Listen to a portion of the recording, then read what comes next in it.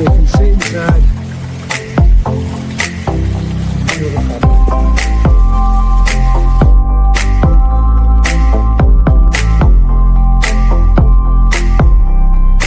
Yeah, guys, let's visit.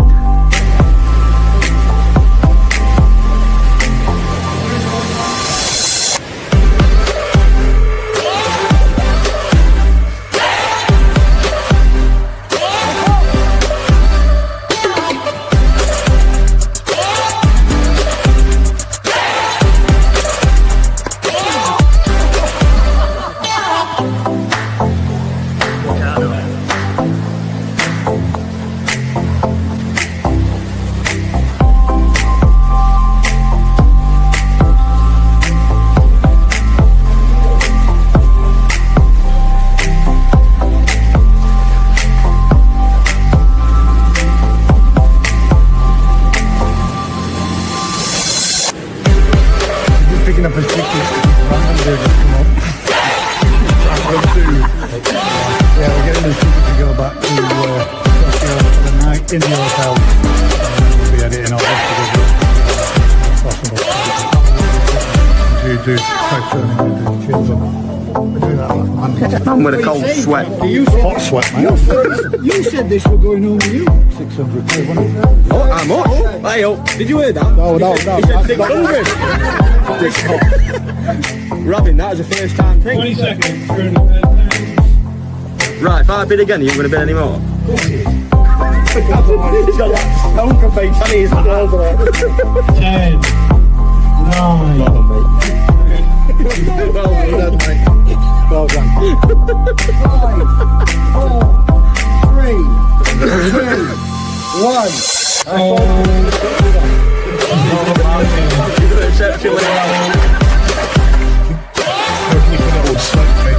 But then, do you not care? If you get a swipe, do you not? Does it not start to build up down? Sorry, I had to do it. You've eaten everything I've ever built on a slope, mate. I forgot to eat.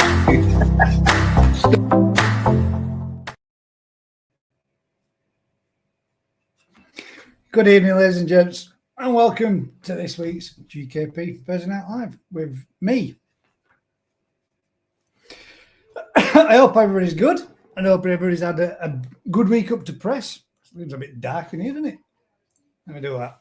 Brighten up a little bit.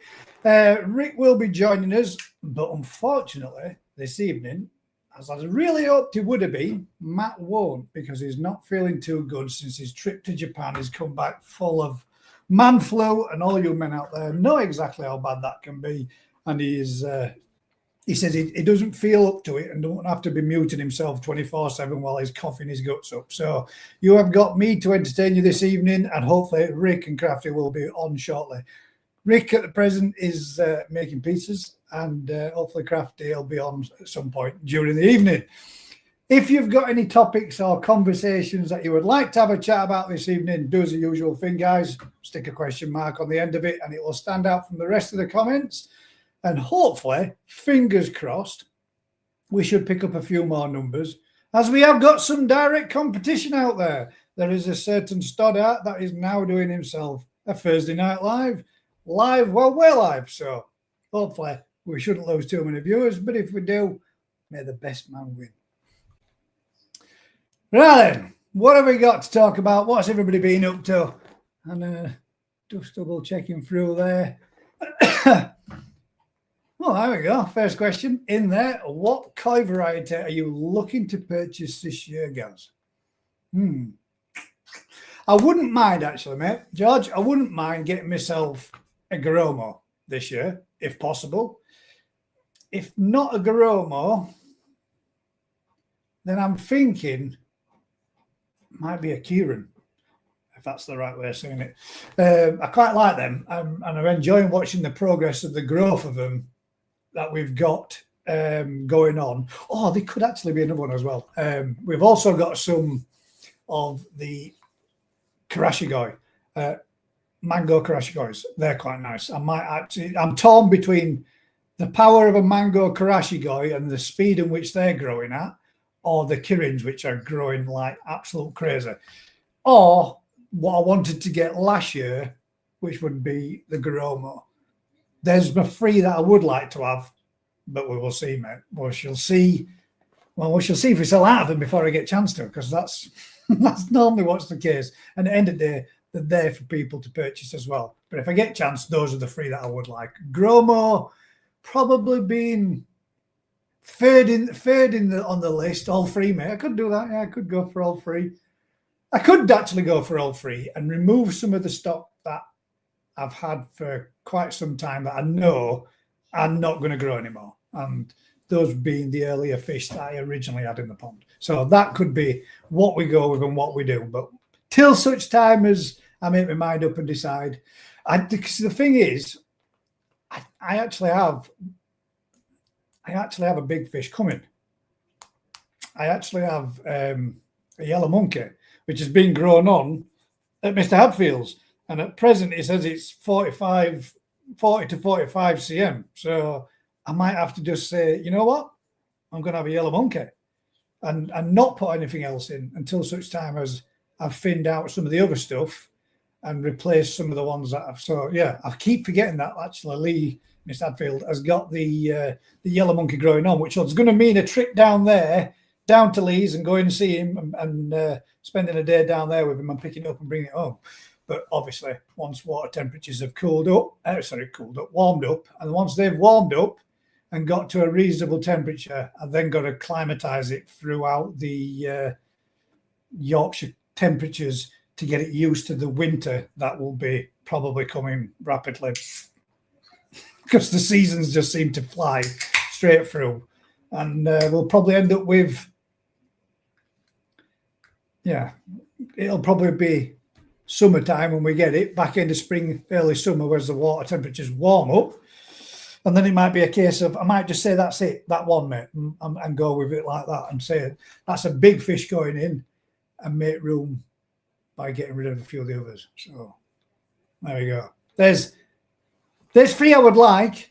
There's one I would love to pick up, but it's a case of when we get round to getting it and getting down there to pick it up. So, but that's a trip down to see Mr. Hadfield and his fancy pond and all that, his new build that he's got going on. So that's going to be a trip in itself, well worthwhile this year and something to look forward to. Trip all the way down to Wales, eh?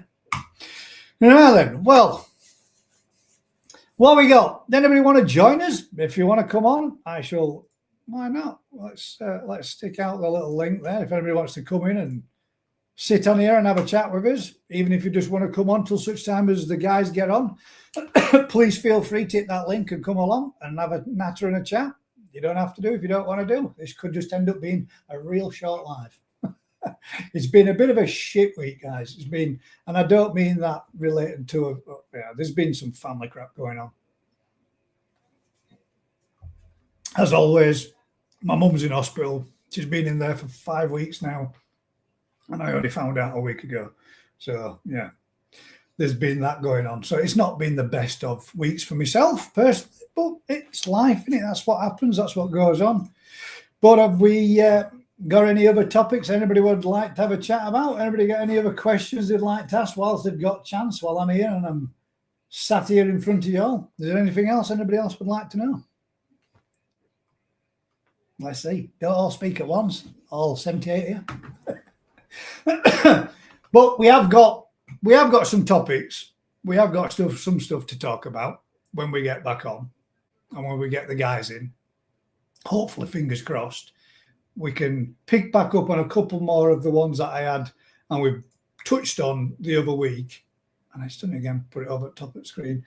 There's a couple of ones that we touched on last week, but there's a fair few of them that we didn't actually complete and finish talking about. So we do have some topics to talk about, but it's not something I'm going to sit here and talk about on my own, because at the end of the day, it could get pretty boring pretty quick.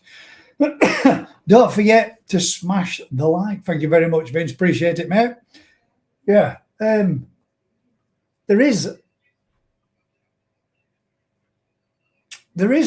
a couple of things that I have been thinking about doing, and a couple of issues I have been thinking about doing with my own particular pond, and that's making a few alterations and some changes to the filtration that I've got. I've spoke about it in past before, how they've not really been the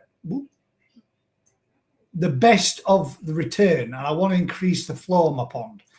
And the only way I can increase the flow on the pond is obviously it's retro bottom drain and pumped up through the filter system and then gravity returned. But to get the gravity return, so it's running a bit more, because it was something that Mr. Alan Tate said a couple of months ago when we was looking at the Yamabukis that I put on. One of them looked a little bit like a bit more plumper than what it really should have been. And I want to increase the flow. Now, I can either do that by increasing the return so that it actually puts out more flow, or as in, returns back faster, or I can do it by the aid of, I've seen it on a couple of people's, but I don't know whether or not it's a good thing. And I know somebody, Mick Lawson, he did actually fitted one to his pond, and he put in one of the, like a wave maker that they have for marine tanks, so that you get a good circulation. But I don't know whether or not you can get, in fact, Seska might be able to tell me, whether or not you can get one that's completely enclosed in the sense of that something the fish couldn't swim into to get any damage done to them. But I was thinking about perhaps maybe putting in a wave maker to get some flow, or altering the aeration system that I've got and putting a spray bar at one end so it blows and moves all the water with air across, giving the fish something to swim at and something to exercise up against, encouraging a little bit more body mass and then more growth with the fish exercising more. So there's a couple of ideas. Yeah, that's what I was thinking, Fanfret Steve, using like an air curtain. That way then I wouldn't have to worry about sticking anything in like an impeller that's underwater. Sounds dodgy, doesn't it? Sounds like a bit of a dangerous thing to do. I'm sat eating in my pizza that's just arrived. I'm Crafty Mark II. Nice one. Seriously. Thanks for sharing, Crafty Mark II. But yeah, that's what I was thinking, using the air curtain system. Because I've got a big enough pump to do it. But whether or not to have a go at making an air curtain myself, I think by the time you've asked about buying all the components, the little bit of stainless steel bar to go in it to make it so it's weighted down, and all the elbows and the joints and everything else, and the pipe work, I think I'd probably be easy just to actually buy an air curtain and then attach it and take it through and into the filter house and run it off of the main pond pump. But yeah, that's what I was thinking. Same kind of thing, mate, using an air curtain. Craig Stubbs says, good evening all. And anybody else I have missed, apologies. Evening, guys. Thanks very much for joining us. We are climbing up a little bit, so we're getting some more numbers in. Yeah. Anybody got any other questions or anything or any ideas or suggestions for getting an increase in flow? The pond pump itself is pumping through the filter system at present now. It's pumping through at 7,000 litres an hour. But I think if I increase the diameter of the pipe work and making it from 2-inch returns to 3-inch returns, I should get more flow coming back out and more flow back into the pond. And that way then giving me a little bit more. Ooh, good evening, bud. Hiya, mate. Giving me a little bit more flow so that I can start getting a little bit more of the, getting rid of the rugby ball shapes and starting putting some more mass into the mass into the muscle mass of the fish and giving them a bit more. And the reason why I've thought about doing this is we've just fitted some new filter systems to us ponds. And granted, they aren't finished yet. We've got some not so much alterations. We've got some final chambers to put in for us, final bits of media, which we're waiting for it to arrive. But seeing the increased flow in the 2 new grow-on ponds that we've built and the dynamics of how rapidly that produced alteration in the fish's behaviour, i.e. by which I mean there was quite, not so much lethargic, but steady cruising, I would say, up and down and around. And the minute that pump was fired up and the water just started circulating through and returning back and cascading back into the main pond, and I will try and do it, I'll do a little shot on it and show you guys, and hopefully I'll show you the filter systems at some point in the near future. The dynamics of the pond changed dramatically and the fish became so much more energetic and moving around, and within minutes there were fish that were powering up to the new flow of water that were coming into it, and to the point where we thought, oh gosh, we better get some kind of anti-jump protection up there to prevent them in case they decide that they want to swim up there and have a bit of a thrash into it and try jumping or anything like that. They didn't, but we put it in there just in case. But seeing the extra flow that we've given them in that pond, and the following day, the fish are literally steaming around. They're cruising around. They seem more on the food. They seem more energetic and more lively from it. And it was great to see the difference, which made me think if I increase the flow of my pond, I'll get my fish more active, more energetic, moving about more, increase their appetite, increase the muscle mass, and gain more growth, which is what I think Mr. Tate was indicating at when he said you need to increase your flow gas. So that's a couple of the ideas that I've got coming up, which one of them is one I've already said I wanted to do. But if I can get that more flowing and get the filter running, returning back faster, I'll be able to up that from 7,000 then to about 10,000 litres an hour, which is, a fair bit different. So that was some of the ideas. Who is that Harry Potter lookalike on Rick's? I've got no idea, mate. I don't know who he is, actually. I don't know who the gentleman is. But somebody, I guess, is doing his live auction on WhatsApp on YouTube. He was a bit, yeah. Don't know. How you doing, bud? You had a good week up to press? Sorry, up for Mate, I am swamped for work, mate. Swamped with it, bogged down. No, well, you know what it's like. It's like silly season for close season, isn't it? So fish are coming in a week on Friday, so lads are getting. Yeah, it's a week tomorrow, isn't it? Yeah, week tomorrow. So lads are getting stuck in getting stuff moved around and ponds ready for that. It's also half term as well, so we're super busy. Anyway, yeah, you get a lot of people, a lot of footfall, a lot of traffic, people coming through. Yeah, a lot of kids screaming and shouting all day. Yeah, and then it's regulation season for us as well. So, fire risk assessments, and then the fallout part of that, all the stuff that people don't see that. Yeah, that comes with running a business with small businesses within the business, kind of. The little departments, making sure everybody's up to date and all that kind of carry on. And we've got pet shop license renewal this year as well, so it's sort of like getting on top of that. So there's a bloody lot going on. All the boxes are ticked and such. Yeah, a lot going on. Competition site, the events, getting the events sorted out. Website orders, shop to run, you name it, it's all going on. And of course it's hard work, and like Rick that just just mooches around all day. We have to do loads of shit. It wouldn't just mooch around all day. Good evening, bud. You good? Evening. Sorry, mate. I was making homemade pizza. No. Listen, mate. Family's first. I've always said it, mate. At the end of the day, I can sit here and chelp and chat a little bit on my own, but it's not much of a conversation when you're doing it on your own. So it is somewhat difficult. But then again, I have got things and stuff that I can talk about on my own channel and that I want to do and do myself. But I'll ask you both. What do you think? I mean, Crafty, you probably know.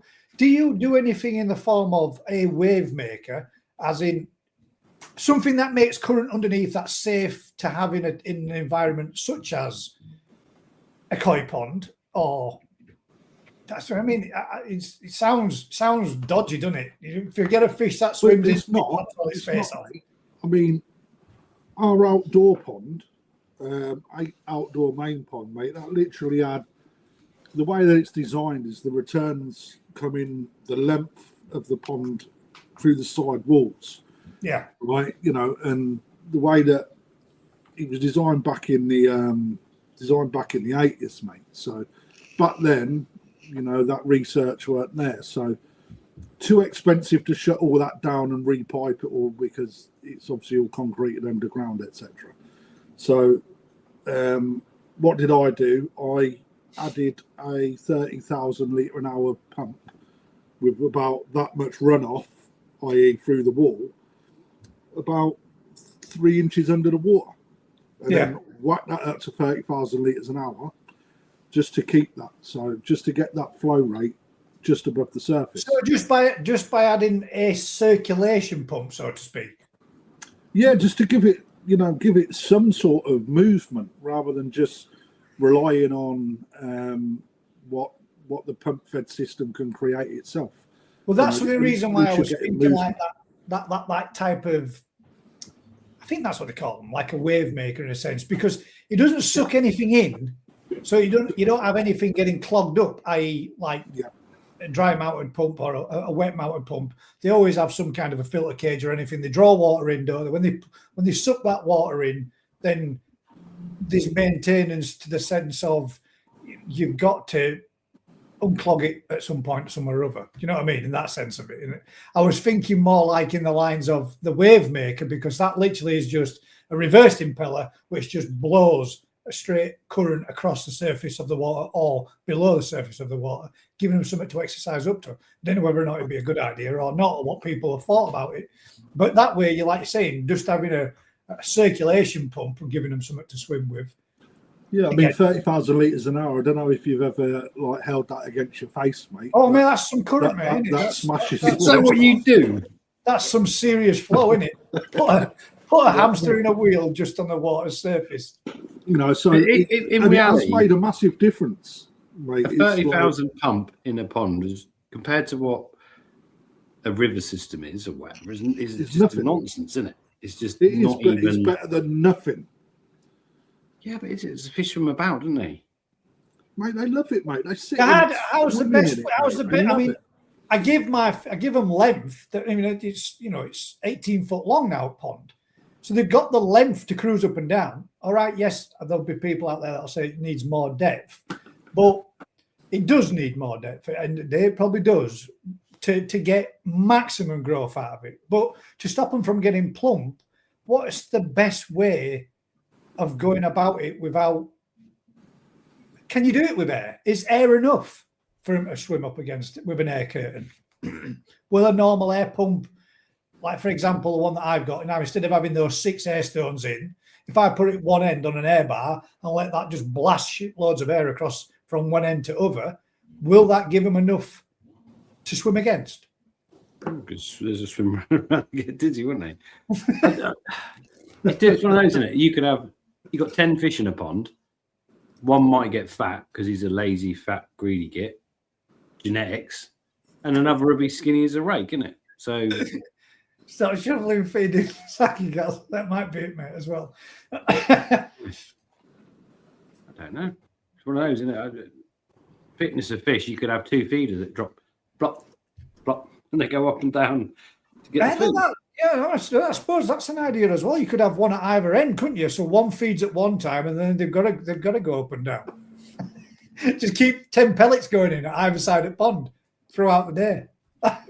That'll do it. They generally don't stop though, do they? Even if they're at one end, they'll be spinning and milling and doing whatever. Well, that's what. Yeah, but I've always heard. I don't know, and I'm not saying it's right, but everybody's always said the best way to get a lot of that power, that those defined muscle and shoulders into them, is to give them a good bit of current to swim against. And then obviously the more they swim, the more they exercise, the more hungry they are, the more they feed, the more they grow, the more length they get to them. It's actually to bring the tail end in, so it prevents that lack of exercise. So when you see the bulbous body going into a really and then tapering off to a skinny peduncle, it keeps that bit in proportion. That mass up. So how much of that's genetics in the build of the fish, and how much of that's in the pond environment? I don't know. That's the question. Well, there you go. That's the question. I've turned up. Yeah, from me randomly sitting here talking about what I'd like to change and improve, it has generated a question and a topic. So, what is it? Do you think it is? Is it a case of more of genetic side of it's going to be a plumper fish? Some people just Crafty. I know you were going like that, but I'm not saying it in any way, shape, or form. Is it a case that, genetically speaking, some fish do get plump, some get fat, some? What are you trying to say, Gus?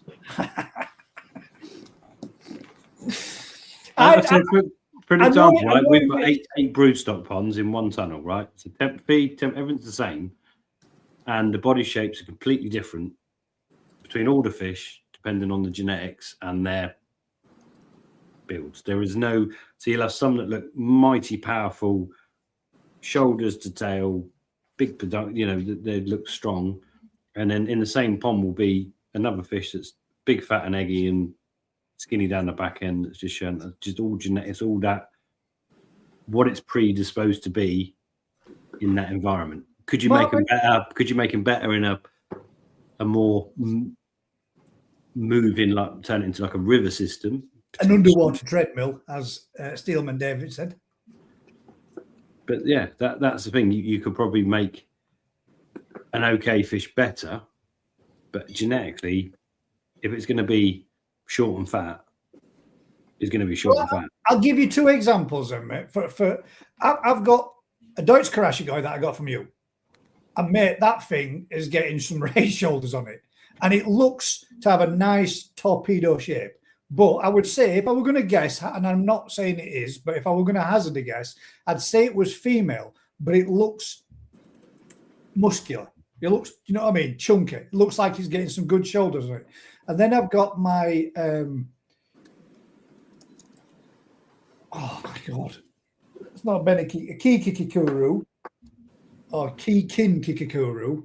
And that is, she looks like she's eggy as hell and all plump around, you know, the belly area, and looks like a little rugby ball, but she doesn't look particularly skinny at the peduncle. It's not thin and doesn't drop off dramatically. She just looks like it's carrying a lot of fat around that mid-range.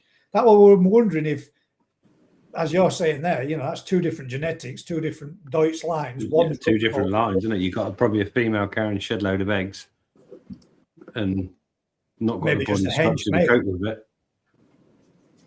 Could be, the other one could be male and not carrying the eggs. Well, no, but to be fair, you get females that will carry eggs and you don't even notice because the body structure almost covers it, and you get other fish that carry eggs that look just like bloop. Yeah.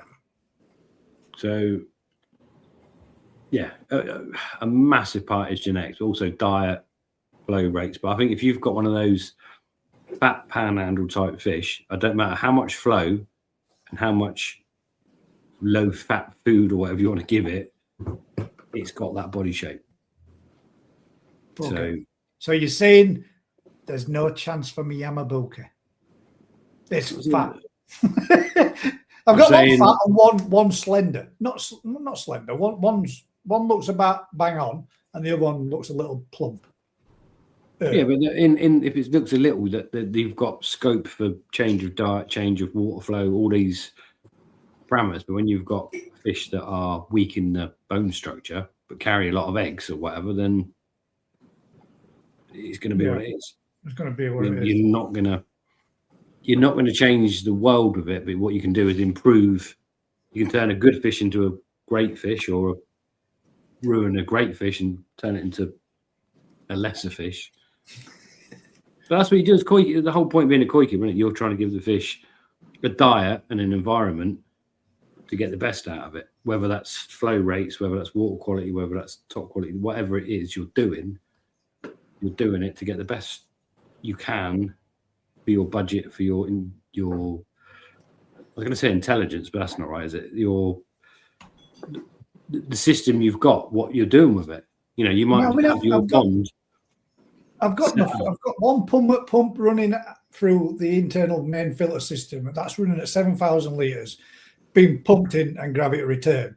I've got the other one running at 5,000 litres, being pumped in and gravity returning. I mean, so that's like 12,000 litres an hour returning back in, which is that's a lot of turnover. Probably too much turnover, to be fair. but that turnover, they're returning literally just plop or whatever. So you've not got like a flow. You've just got. Well, there's a good bit of flow. If I was, let's say for example, if I was to add, what's it called, clay, add clay into that flow, or if I add bicarb into that flow, or treatments into that flow, it's only a matter of seconds before let's say 15 seconds or so, and it's across the other end of the pool. And I've watched it to see how, see if it goes from one end to other. And you can see fish swim away from it. And by the time they get all grouped up down other end, then the clay's there and then they've disappeared for it, however long it's until it clears out. Right? But it does go from one end to the opposite. So I know that there's natural flow that goes all the way across the pond. Obviously, by the time it gets to the other end of 17 foot away, it's not going to be as much as what it is returning in that initial area. But there is flow. Just wondered whether or not it'd be something I needed to increase and do more of. Only if you've got loads of flat fish. Well, no, that's it. I haven't got loads of fat fish. I've got 2 or 3 fat fish, or fatter fish, if that's the better way of saying it. Yeah, but that's probably much more to do with the genetics of female fish that are carrying eggs, or just fish you've picked that are going to be that way. That Deutz rugby balls on that particular one. Yeah, I suppose it could be. Well, what we will do is we'll increase the flow so that I can get it running at its maximum. Getting it running at 10,000 back, gravity fed, would be better because that'll give me another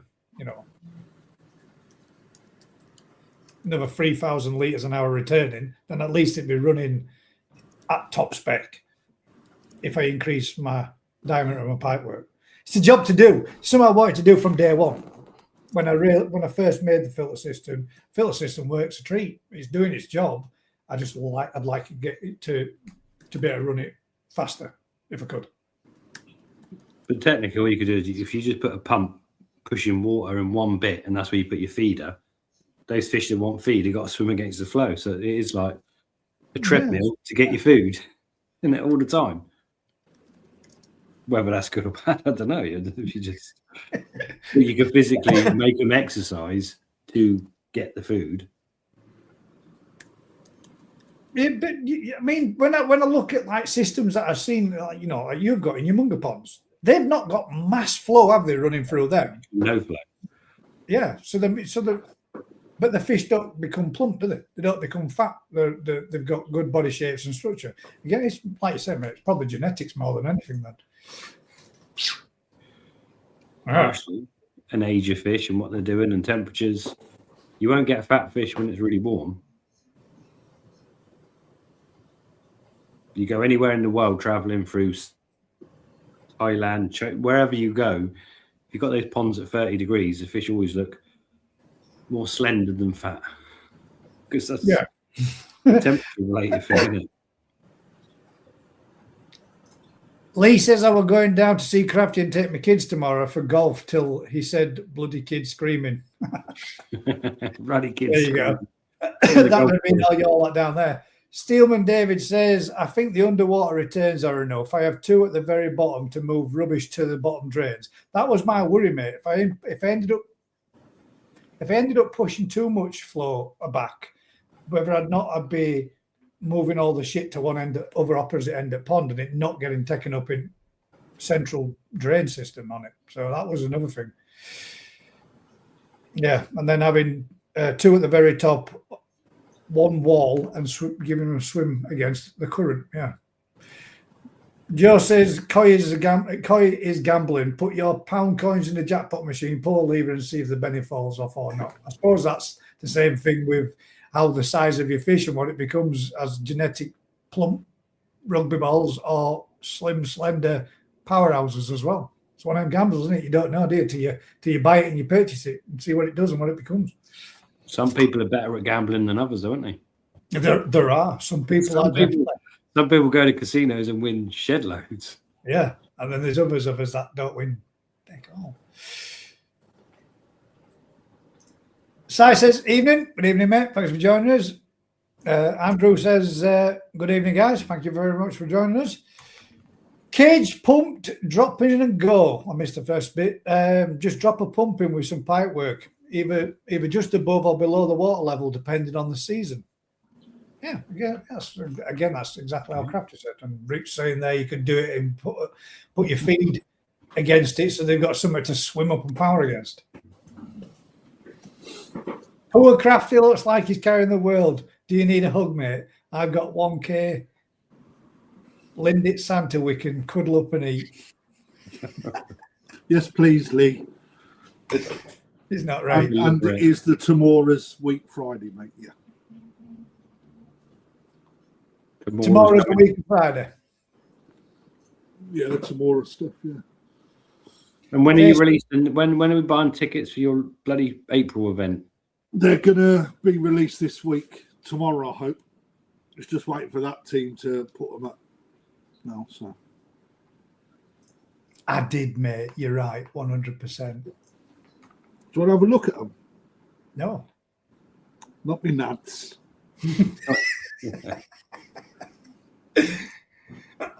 Good evening, mate. Big Dave, CRF 450. What's the code for? Why has everybody's got all that now on them? There's loads of them, haven't they? They've all got that, like 40, 63. Because Lee Oliver's gone, isn't it? You've got to put some numbers behind it. Yeah, that's it. Why not -1 / '1'? It's a lot less than a 4-digit number. That's his PIN code for his bank card. Yes, some Spanish shite won an Oase for 15 quid on Crafties. That was one lucky. Well, it is lucky, isn't it? He's on here. It'd be Dave's on it. You've got to be on it to win it, ain't you? It's got to be. At the end of the day, somebody's got to win it. And it's a very He's got good 15 quid on every week for 6 months. He spent shitloads. Well, then You know something, though? That ain't true. I just made that up. No, but he literally just put a £5 on and then a tenner. And then he won. a £5 on, then a tenner, and he won. How much? What's the cash value of that he won then? How much would one of those be if you were to walk in Joe Public to buy off a shelf even? What, one of them drums? Yeah, A lot more than 15 quid. like 60 I times. don't know, mate. I think they're about 3,700 quid, I think. So you got a little discount.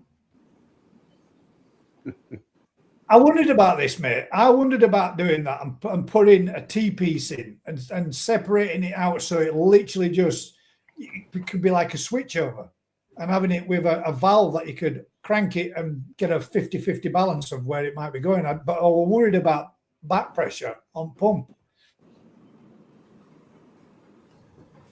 Who knows? That's Yeah. what I've got in the Right. indoor main pond.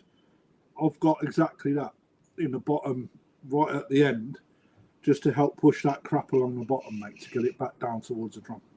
Yeah. To just turn that on, see all the shit go. Do people with a round pond change the flow every few days so they don't keep swimming in one direction? So they don't get one arm bigger than the other. They go round and round and round and round.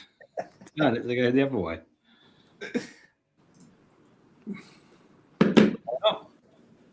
Oh, these are they're lovely, mate. Out of these, I was just asked at the beginning what I'd be looking for this year, this season. What I would be if I were going to add something, and I have got the share screen anyway while I'm chopping.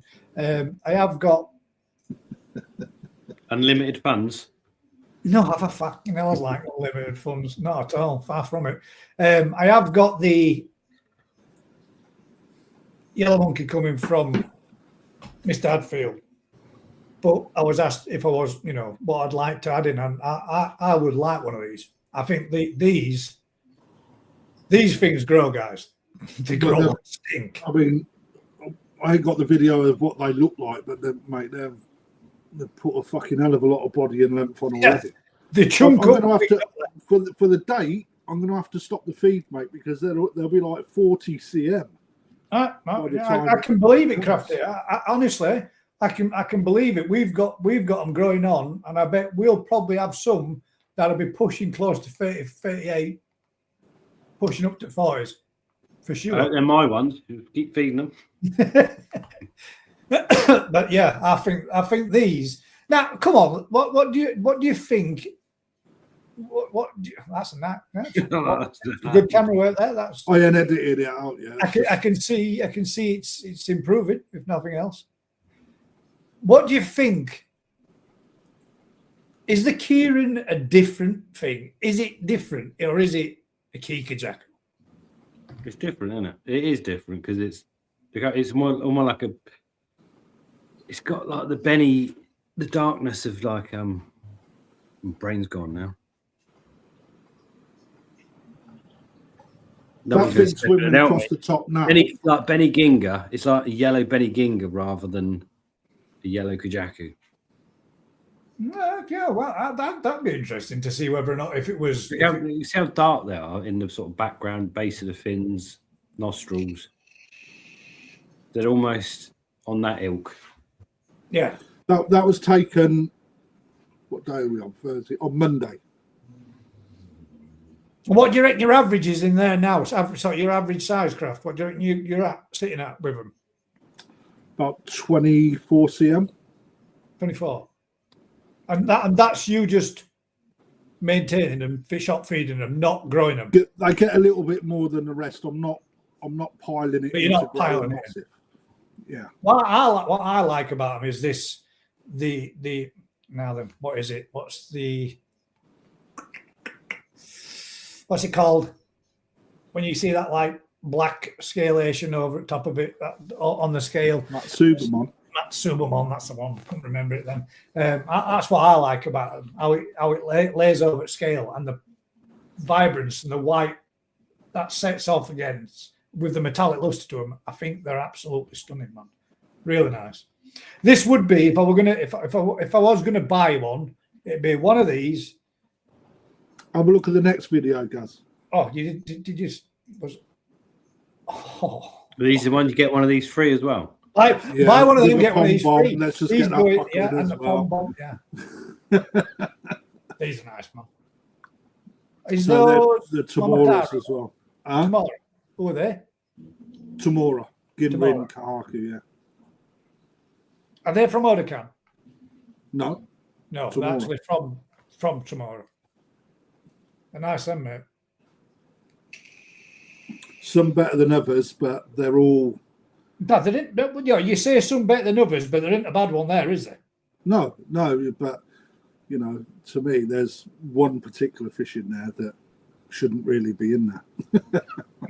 That's koi though, isn't it? You're always going to get that, and as soon as you put, which is why when people come to the shop, go, I'm after a particular variety, I say, we'll put a few in a bowl, and immediately you can start assessing them. Whereas if you just look at them in the pond, people will just kind of pick one against what it's in the pond with rather than against its own variety. Whereas if you put them together, you can literally wheedle them out straight down to the pond. I was a bit pissed because the pond temp is at 24 degrees and we put them into 16-degree water. So it's like proper upset. There's half a dozen good ones. You just answered that question there because somebody were asking what temper they are, and somebody said, Steelman David said, how much? So the event is £250. And you've got to buy 2 fish. No, 1. I'm just you literally Rick. I would have said 250 quid. That means they're not for a Tamora, mate. Ginrin Kahaku, 250 quid's cheap. And so you've got the choice whether you want a Kirin or a Ginrin Kahaku. Yeah. So with it, we have got. I've got my board at the back there because that's me plan for the. That's me plan for the day. So we're in that price is free. Is lunch, is access to a set of ponds that will not have any that will have no access to the public to pick from, right? So they will go through QT and they will be put out to anyone that enters into the grow and show for pickings at an event price, basically. On top of that, we're also going to have auctions for ticket holders as well that will then go live to YouTube after a few fish.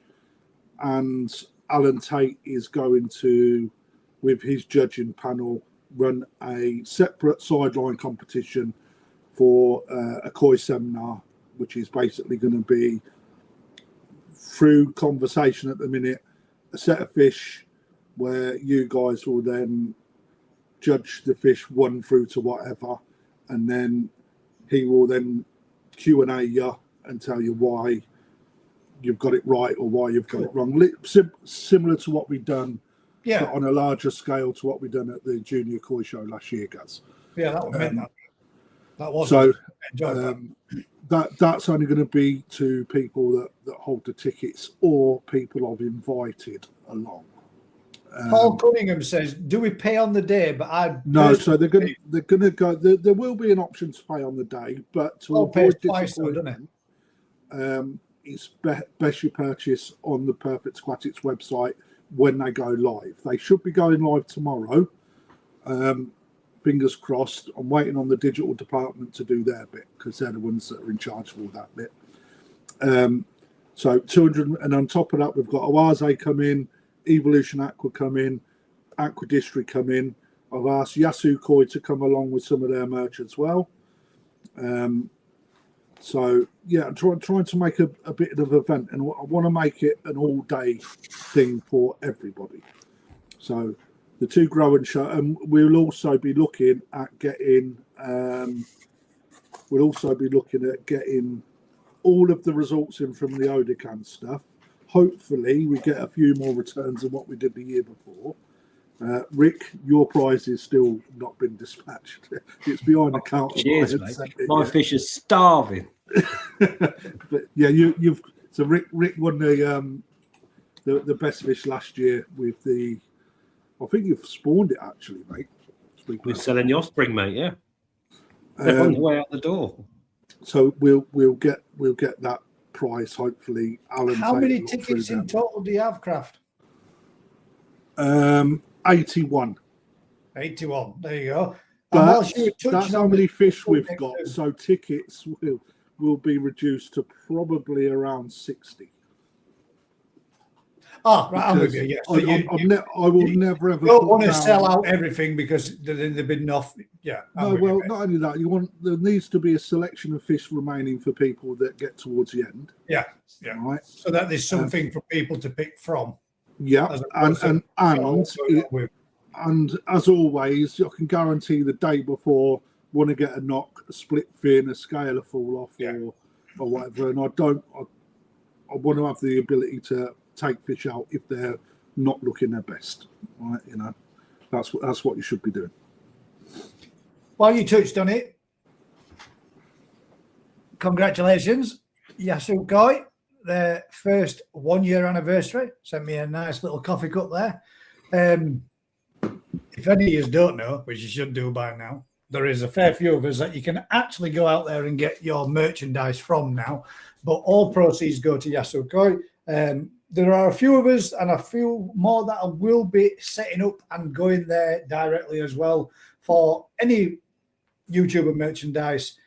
There's a fair few of us that have gone directly straight there now, and they're all doing coffee cups, mugs, and all the rest of it. Come on, you want to give that one a plug as well? But yeah, congratulations for the 12 months, and thank you very much for doing the merchandise on our behalves. And then we've got this one, haven't we? And then we've got this one. So Joe Mitchell brought out the Koi Perspective magazine hard copy. I've got one of them copies. And I must admit, where is it?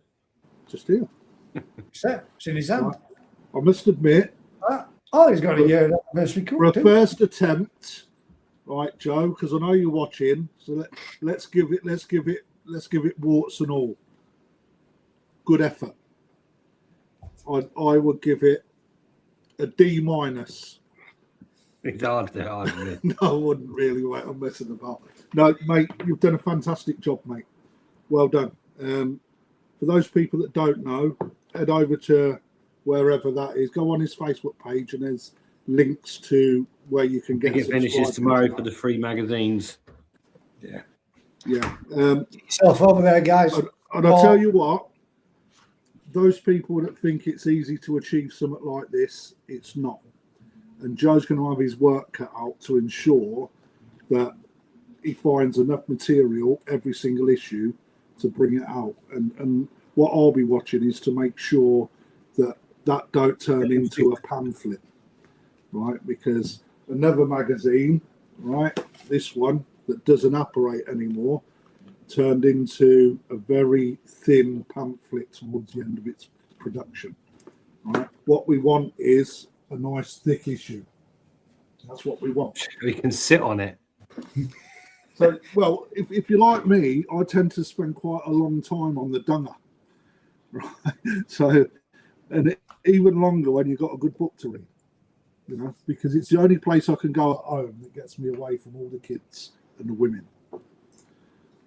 And I can say that because I'm surrounded by women in my house.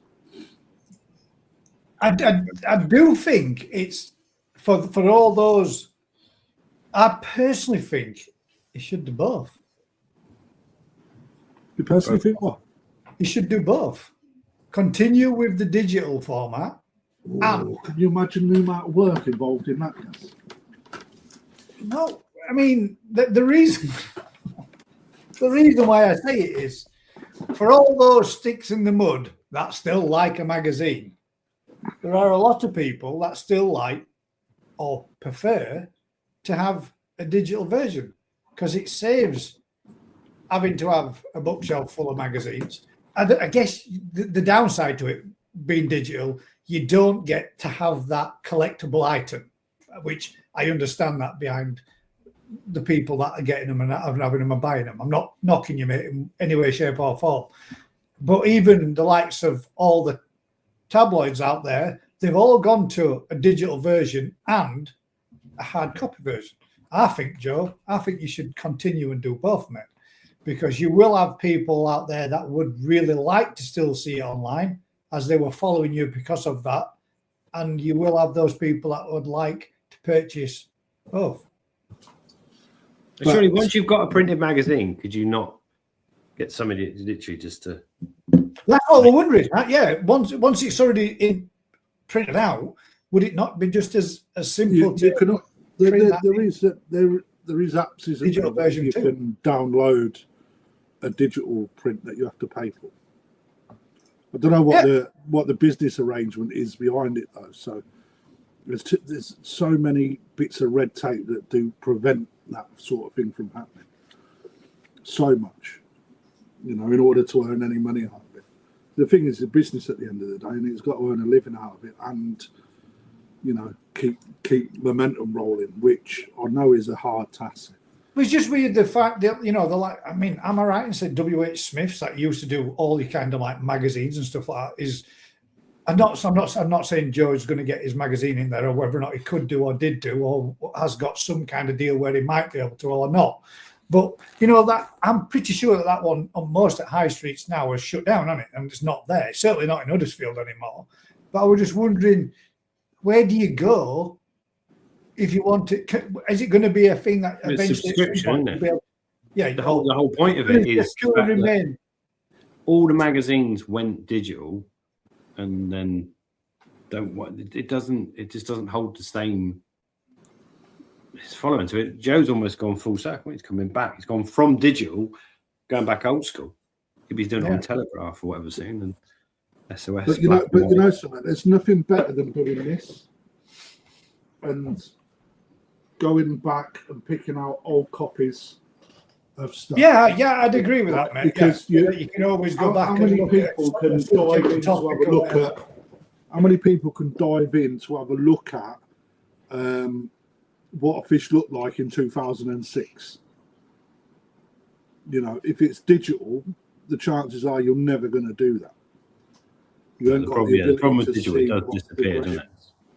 Well, it doesn't. No, it doesn't, but it does. But you have to just keep feeling it disappears to people that don't know where to find it or what to type to search and get it. But it's not gone. The fucking internet's massive and it's always there. That's one of the things. That's why they say a digital doing is something that's there forever for anybody to find whenever they want. But you can't do that as easy as what you just did there by grabbing your photos. Right. Back in our day, when we have a development of 30 photos, you then put them in a photo album. Let's live in the loft, and then when you're 90 and dead, maybe your kids then find all your old photos. That's never going to happen on digital format. No, I agree, but at the same time, there's that element of being green and all the rest of it, and not chopping Mate, down. that's just a snowflake fucking mentality, isn't it? I don't know. It's like, I'm not snubbing it. I think you should do both. That's what I personally think. I think there's nothing better than having something physical in your hand. For some, when you buy something, it's having it physically in your hand. Something. I agree with that, mate. 100%.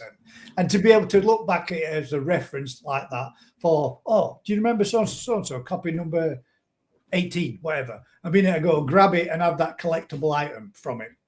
Totally. But surely once it's done as a proper magazine, the printers have got that as a digital magazine that could be then released for a fee as a digital. Yeah, that's what I was meaning. That's what I mean. For it's another avenue, isn't it? It's another revenue for him if he could do both and make a digital version. If you've got an hard drive, you download that digital version, you've got it forever, unless your hard drive fries and then you've lost it forever and it's gone.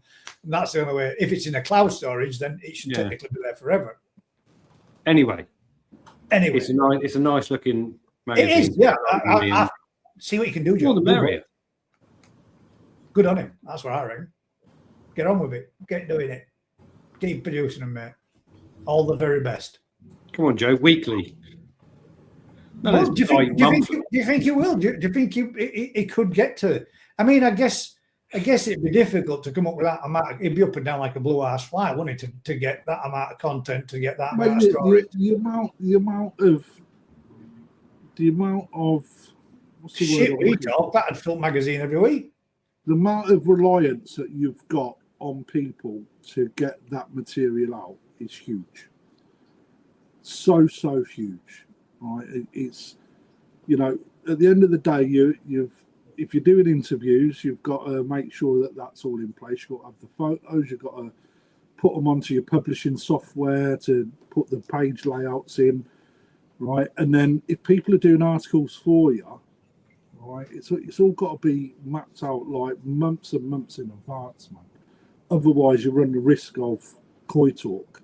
Which you said daily then. You should be doing it daily. Daily column. Yeah. I think Joe should do one of those columns, you know, when it not Annie, you know, what are they called with the old gives you advice. Dear Deirdre type one with the sad music in the background. See, you won't get the sad music in book version, would you? But you would in a digital one. Yeah. My mum bought me this fish, and this happened. Never know. An agony aunt type thing, yeah. I think it'd be a cool idea. Readers' letters or something like that. Readers' Digest. Wives upset again. Yeah. Yeah, I reckon that bit. There you go, Joe. You can have that idea from Crafty. That's for free. Under page 3 as well. Yeah. Look at the Sankey on that. Yeah, exactly my thought, mate. You could make it like that. Page three model of the month, and there it is. Nice Sankey. Yeah. We just downgraded his magazine to the Sun. Yeah, he did. Mate, absolutely no feedback from Joe. He's sacked. I reckon Joe's probably gone. He's probably working on this month's episode. I bet it does take a heck of a lot though to come up and do it all and do all that kind of stuff.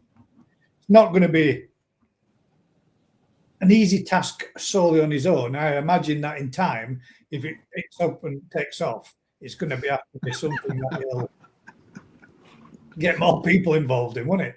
To get all the look at the peduncle on that. Yeah, see, exactly. Peduncle of the month. Oh, dear. Oh, there we go. Quick question there. Crafty, do you have any show quality Nissan in stock? Yeah. Simple as. Look at the text on that. Thank you. I wish him all the. I tell you what, I wish him all the best. But I reckon it's going to be a challenge and a half, wouldn't it? Joe, see if you can do digital. Do both, mate. I reckon you should. For all those normal people, not these backward ones that still like magazines. But surely once the magazine goes to print, it's already in digital format. Well, that's what we're just putting here. Jonathan's just put, publisher would have that easily available after final print proof in digital format delivered as a chargeable PDF file. I think that'd be a cool idea. Have it as both. But sometimes what happens is you actually have to buy a space in order for them to provide the ability to download it. Right? So it's not just that they will take a commission per magazine taken. You actually physically have to buy what you think will be downloaded, like and pay up front. There's loads of red tape and that involved with that sort of thing. Publication. Yeah, I can So see that. they're a pain in the arse, mate. I imagine so, mate. Yeah, I can see it system. being.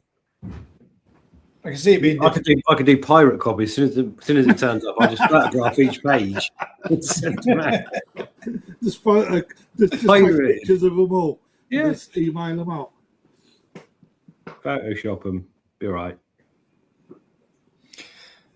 Right then, what we got, Rick? We got out. Mate. Can I be honest? When was the last time anyone bought a magazine in the last 5 years? To be honest, I haven't. There hasn't been one. I haven't bought Ricky magazine. Stoddart. Oh, that's a lie. I have. I bought the. Oh, was it one? Liam's I bought two one. of his. Old Nishikoi, 100%. Yeah, I bought two of those last year. But then he come out twice a year, don't they? Did they? Oh, well, there you go then. I bought two of them last year. Yeah, Koi Talk. I used to buy that. I've still got my subscription for that. I'm waiting. Yeah, I'm still waiting for the final copy that I paid for that He never says- come out. I'm listening on this catch up 2 times speed. I was on the toilet when you was talking. Too much info, but nice one, Joe. That See what you says it think. all, doesn't it? Says it all. himself. Yeah, I think any information is great, isn't it? Whether it's printed, whether it's what you want it all, don't you? Really?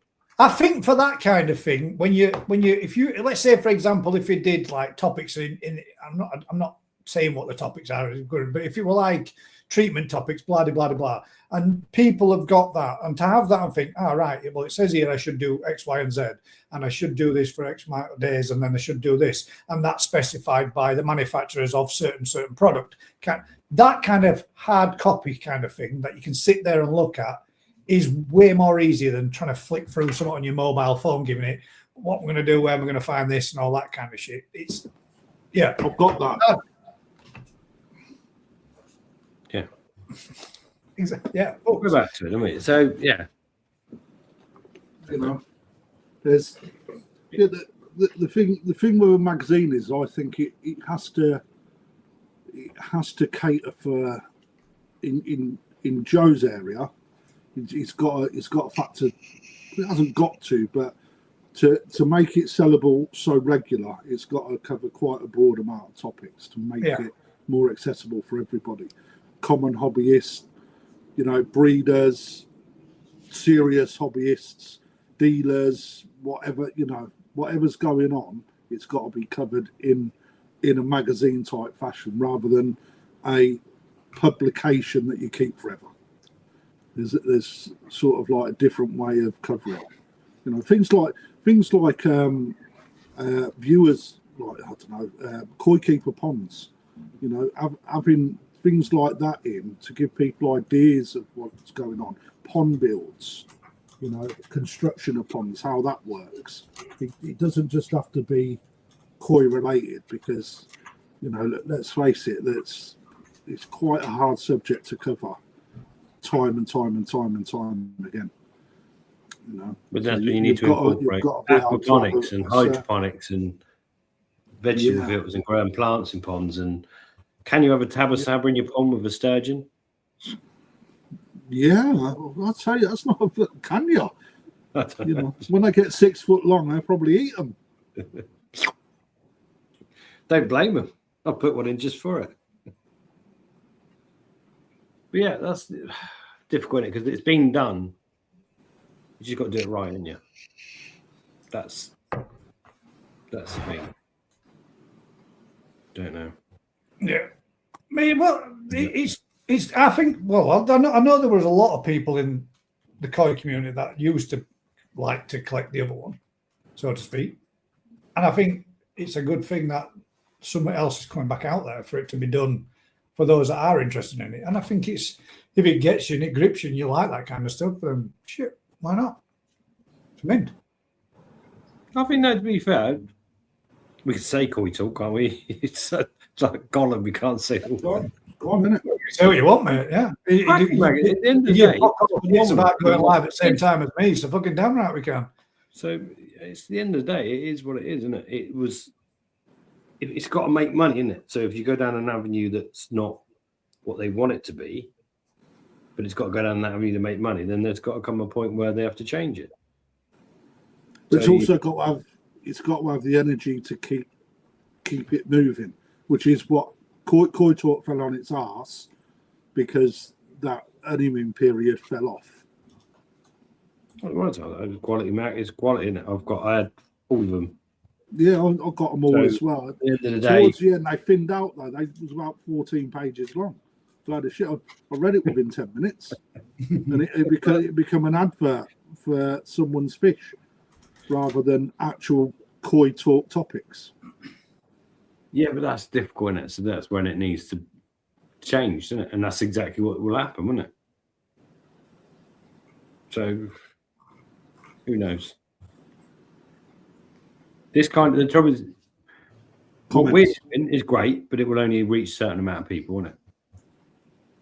And you need to reach new. The thing is, for this hobby to keep growing and expanding, you need to reach new people.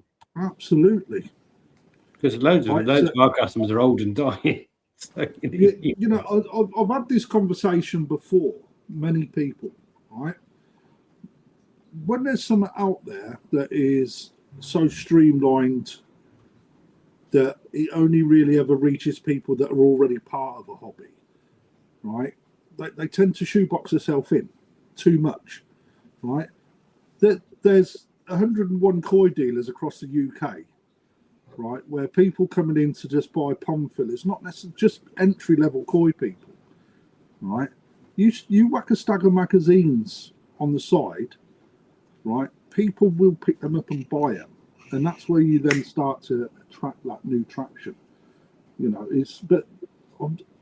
I just don't do it. Yeah, but it's different if you're producing a good magazine that's costing £5 to produce and you got to sell it for a tenner. You don't want to put a stack of them in one shot that don't sell, do you? Yeah, but if you keep it simple. But could you not keep it within not so much everybody's shop, but like 10 copies, 20 copies? Well, joke. A busy koi stores, right? How are we doing? How are we doing? Have you actually thought I'm about? glad you've got a normal jumper on tonight, Joe, rather than one of them things that are fucking psychedelic that you see at Glastonbury. Hey, it's memorable. You can say that again. How are we doing? Yeah, thank you. Oh, thanks, I mean, in the time that you've been talking, I've had about 4 people ping on and go and subscribe. So, like, yeah, massive thank you. Keep Gaz, telling 10%, no problem. There you go. I was gonna say, Gaz, I need to sort you one out because that's the second time, like, on your channel. No, you've done a good plug. honest, Joe, I think it's a brilliant concept. The difficult thing that I think, mate, and I know I've just said it, and you probably already heard it on the 2 times catch up. I do think you might be. Well, I might be wrong, but I do think you might be shooting. For me, I won't subscribe. I like the digital version. Yeah. To me, this is where I can see. I could have a look and I could have a read, and I can take that wherever I go, whenever I go, anywhere we go. But I get the concept behind the collective item of it and having it as, you know, you issue 1, 2, 3, 4, 5, maybe a binder, then issue 6, 7, 8, 9, and 10 Fuck in a the binder. binder off. Don't do the binder thing. That's a load of I think that's pretty cool. Some people, I know, like Vince likes that kind of thing, and he's into his collecting not just that, but binders for lots of hobbies that he's into for that type of collectible thing. You put it into a binder, right, and then you never pick the binder up because the binder gets too big. Yeah. Right? And that ain't a word of a lie. And and that shit that come out with Koi Talk, mate, it was a fucking struggle even just to get them in the binder, right? And when Yeah. there's only one in there, it looks pathetic. Yeah. And we was at one point, I think they were selling binders where they weren't committing to selling the magazines that were going to go in Yeah. them. So there's like empty binders out there. So like, I completely agree with you guys. Like at some point, you've got to say like, first of all, the content has to be right before you start doing all the other nice. Oh yeah, 100%. Stuff, Yeah, I mean, I'm just. Fucking Oh, so we turn camera's the a lights off. nightmare. This I just camera's thought- a nightmare. If you've got the concept there and it's an idea, it's something to do. Right. For me, the head fuck of it is, for want of a better word, is we're in the digital format. Yes. This is there's no bigger time, and it's only going to get bigger being digital. Mhm. And now you're going from digital back to hard copy. What I think is there's a lot of amazing. But I understand the demand. I get it. There's a lot of amazing digital content out there. Like I think three of us have started with YouTube channels, Crafty, Gaz, and myself, and then Rick is obviously in the industry, right? There's not many places for like the trade to like go professionally and actually get the face on it without it kind of like being a big like advertisement or whatever. Like hobbyists go and do some amazing content at dealers' premises, breeders' premises, whatever. And I thought to myself, like, for me, the koi perspective was always going to be, obviously I want hobbyist perspectives in there and stuff, but there's also there's a lot of the trade that a lot of people don't know, the people who work in the trade. And in this day and age where people buying fish online, buying food online, I mean, how many people know the people who are actually like behind the brands? And unless like Rick here I would take Rick as an example, like before Gaz Koi Pond Live and before, you know, the stuff that he's done with Vince and everything else, how many of us can say that we knew Rick and we knew his personality and we knew... Yeah, do you know what, mate?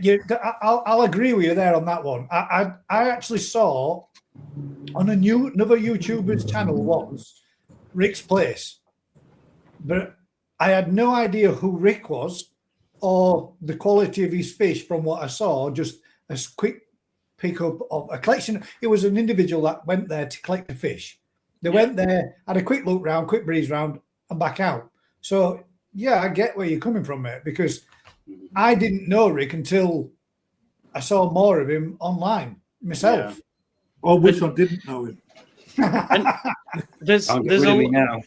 a lot of hobbyists will go to dealers' premises and do like visits to places, and they'll say, "Oh, I'm buying some fish, or I'm picking up a sack of food, or whatever." But I guess what I wanted to do was like try and go a bit further and say, right, let's actually sit down and we're going to talk about your year, what it's been like, what we're going to be talking, what you're doing as your business, what you're trying to do differently, how the industry's doing. And I think giving people a voice has been like important. So that's a big part of it. But then, yeah, like you said, trying to get hobbyist perspective, readers' ponds. Vince made a good point that a lot of this one there, Koi Talk only featured ponds that have had thousands spent on them, and it's the readers, including mine. That costs less than £1,000 cheaper. Yeah, it's very tempting, isn't it? When people like, I think there's a lot of people want the pond to be in a printed magazine, and it's very tempting to just only want to go to these big fancy, cladded ponds with big windows and whatever. But for me, like, I want to give exposure to this. I mean, I just did one with Dan Adams, and I know he's got drum filters and everything else, but they're not like fancy snazzy ponds. They're literally just tanks with moss growing out the side and very simply put together, all secondhand. You know, he's got his conservatory for £100 from somebody on Facebook, and that story is to me what koi keeping is about. I also like the really cool modern like Milan style garden ponds, but you know, you've got to have a mix, aren't you? But what's a Milan style garden pond? What's that mean? Like a Gucci handbag. Yeah, you know, like that's just big koi food to be in. You know, like the white render grey slab type. Because he knew my pond was rendered white. Mine is as well, so we're in the same club. But no, yeah, I'm really excited, to be honest. Like I didn't know, like when I did the digital one and the point about moving away from digital and a digital mag, how long do you reckon people will spend on like a page in a printed mag, like seconds? Because you can analyze it down to like seconds. It's Not many. I would say no more than 10 seconds, Joe. less than 5. Yeah, that don't surprise me. And then on advert pages, you get 3 seconds. So, How so do you know sometimes how do you know they're not doing the same with a hard copy? you don't, do you? But I mean, But- I opened up but the you door know and something, looked Kaz, and saw Lee I'll come back Hatfield's to that. face and thought, "Oh my God, him again." I go back to publications all the time. yeah. Right? Because there's picture illustrations in there you can put your hand on. Yeah, but you just look at pictures craft, and that only takes seconds. Right, but there's all sorts because you can use it. Like when I'm speaking to the guys, and I'll say to them, find me a shower in that, right? Because there's loads of different pictures, or use it for different things as well, you know. But I actually go back like Liam's magazine. I go back to time and time again when I'm a little bit bored, rather than sitting and scrolling through the internet and spending 20 minutes trying to find something that's worth reading. Put my hand on that, and I've got something. Where the digital side for me, it's just, yeah, it serves its purpose, but there's nothing better than going back and rereading stuff. Or, you know, and you don't tend to do that because you get caught up in Facebook, Instagram. Yeah, I mean, how many times have you looked Pornhub. online when you found a post and you like it, and then you try to go back to find it again and you can't fucking find it? I mean, that is quite common, isn't it, on something like social media? You can think, I saw this mint thing and shit, should have saved it, bookmarked it, and I never. And it can be difficult to get back there. But Colin's made a good point there. What does it matter how long they spend on a digital page if you've sold it? Yeah, I mean, it's just I think it's very hard to sell it to Dinosaurs call.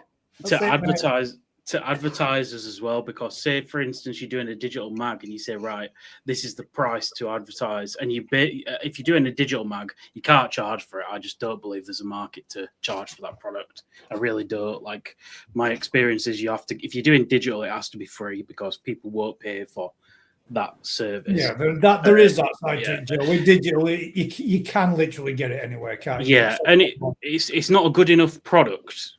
In my mind, it doesn't take me enough time to do the digital. Like in the digital side, it's more about collecting content to do it on that pace. But the digital products, like, it doesn't take me a lot of time to just create something and then stick it out. With print, it's so much different. Like, and I'm still learning. But on a digital mag, how do you sell it to an advertiser? Right, this is your cost for a page, and you get 3 seconds. And sometimes I'd get an advert sent to me by my advertisers. I'd tell them all this, and they'd put like 3 paragraphs. I'm like, mate, you've got to grab them. Like, you've got 3 seconds to grab them off that page and get them to click and buy something on your website. And sometimes they'd put like 3 paragraphs and this is what we're doing. And it's very difficult. Whereas I think it's almost like a placebo effect. You paid for a magazine. You're like, right, I'm invested in it, so I'm going to read it now. You're going to read it, yeah. And it literally lands through your letterbox and it's on the counter. So you go, oh, yeah, I'm going to read that. But you'll pick it up multiple times, wouldn't you? Whereas your digital one, every time it come in, you'd look at it, and I've never gone back to one. No, me neither. I've never gone back. So you look at it, you see the articles or whatever you like, you read them, but you never go back. Whereas a magazine, you will pick up and go back to, potentially. Yeah, it is like YouTube. Most people just click past, mate. 100%. I mean, there's all of us are here, and every one of us, and I know that there are, every week in, week out, there are different people come and watch this, but not one of them, and the vast majority of them, don't think to click a thumbs up or a share or a like or a subscription, because you can get stuck. They don't like it enough. It might be that case, mate. It might very well be, but at the end of the day, that's the point that he's trying to make. Is you do literally. We're online. It's so easy to disregard it and move on. And I get that, Joe. That is true. Do you think that all of us now, like everybody on this planet, is living with like a mild like ADHD, where you just can't focus your brain on just like one thing now? It's like even with YouTube now, when you like fast forward on a video, you know, I've taken. Somebody told me that on YouTube now, take the chapters off. Your chapters on a video, you know, where you can. Yeah, they say they're really good things to have, but you have a chapter and you're talking about filtration, and filtration is the second to last chapter, they ain't watching. They're not watching the whole video then. They're going to skip to where they want. And not only that, Joe, Google is actually directing them to that chapter for that information. Yeah. And they're getting a direct link to it. That's how Google's now. Yeah. And it's well confusing. It's even like now on the YouTube game, like when you're doing YouTube, the thumbnails, like I absolutely fucking hate doing thumbnails. Joe swore. I can swear on this. Clip that. Yes, you can. I'm real. No, but I absolutely hate it. But it's just like if you don't do it and people don't click on your video, it just gets put into this vault. Nobody sees it. So what's the point in like spending all the time doing the video if it's not going to be watched? So it's a toss up. It's a real toss up. This world that we're living in, everybody wants everything for free, fast, and it's competitive out there. But I do think, like, I put the poll out and people wanted it, so got to give the people what they want. Yeah, I agree. What about you've never got to give them what they want. You've just got to offer something to keep them. Yeah, give them a little bit of what they want, but not everything. As soon as you feed them, mate, they just turn fat like me and don't ever go back. Yeah.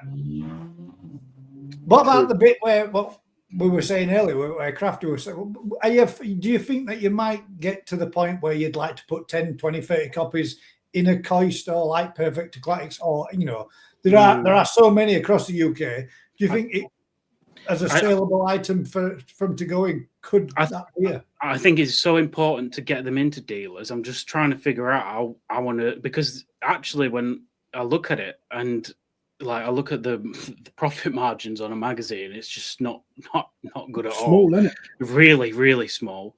So say for instance, if I sold them to Crafty, but then Crafty only makes like £1 a mag, like is it worth it having that cost like there?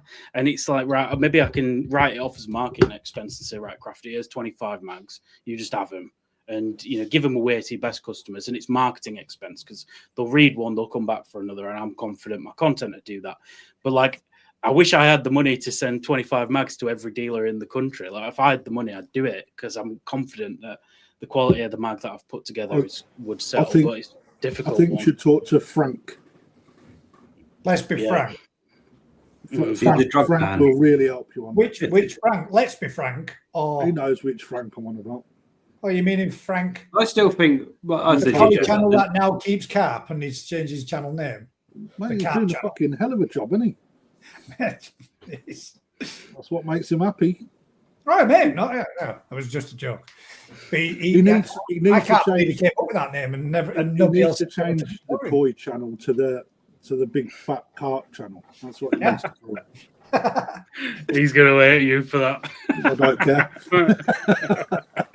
But surely, like I said to you, Joe, if you had leaflets printed up that cost a penny a time or whatever, yeah, and you sent them to every koi dealer, 100 to every koi dealer that could go into boxes of koi that go to everyone, you could put tens of thousands of leaflets into the hands of people that keep fish that might go, actually, I'll subscribe to that magazine.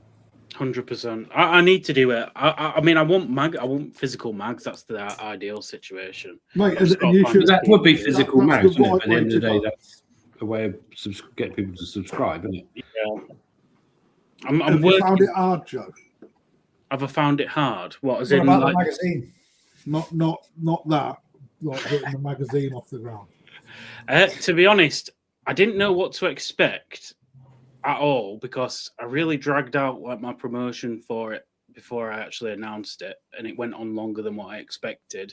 I expected to just do what I did for Digio and go, right, here you go, print that, job done. But then you got people coming to you and going, you need bleed, you've got gutters, you've got this, you got that, and trying to get the text out of, like, say for example, like if you have a page, this is going to sound really mundane, but like trying to keep the text like away from this center line, it's very, very difficult. And I know it sounds really daft, but then trying to keep it all organized and everything else. So like, there's different ball games.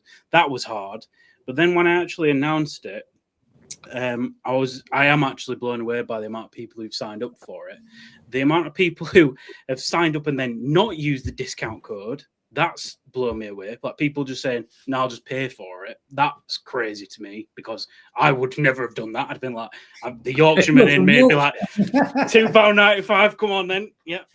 And then the amount of people who've bought it for a year.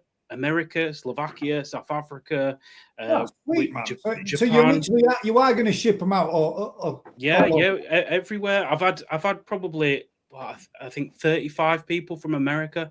Like it's just unbelievable. Like and then it's making up and they've all paid for it for a year because then they get a discount on the shipping and whatever. So like there's, it's made it financially viable from like month one, and then next month when people have got it and they pay the full price, it should be even more financially viable for me to then promote it more.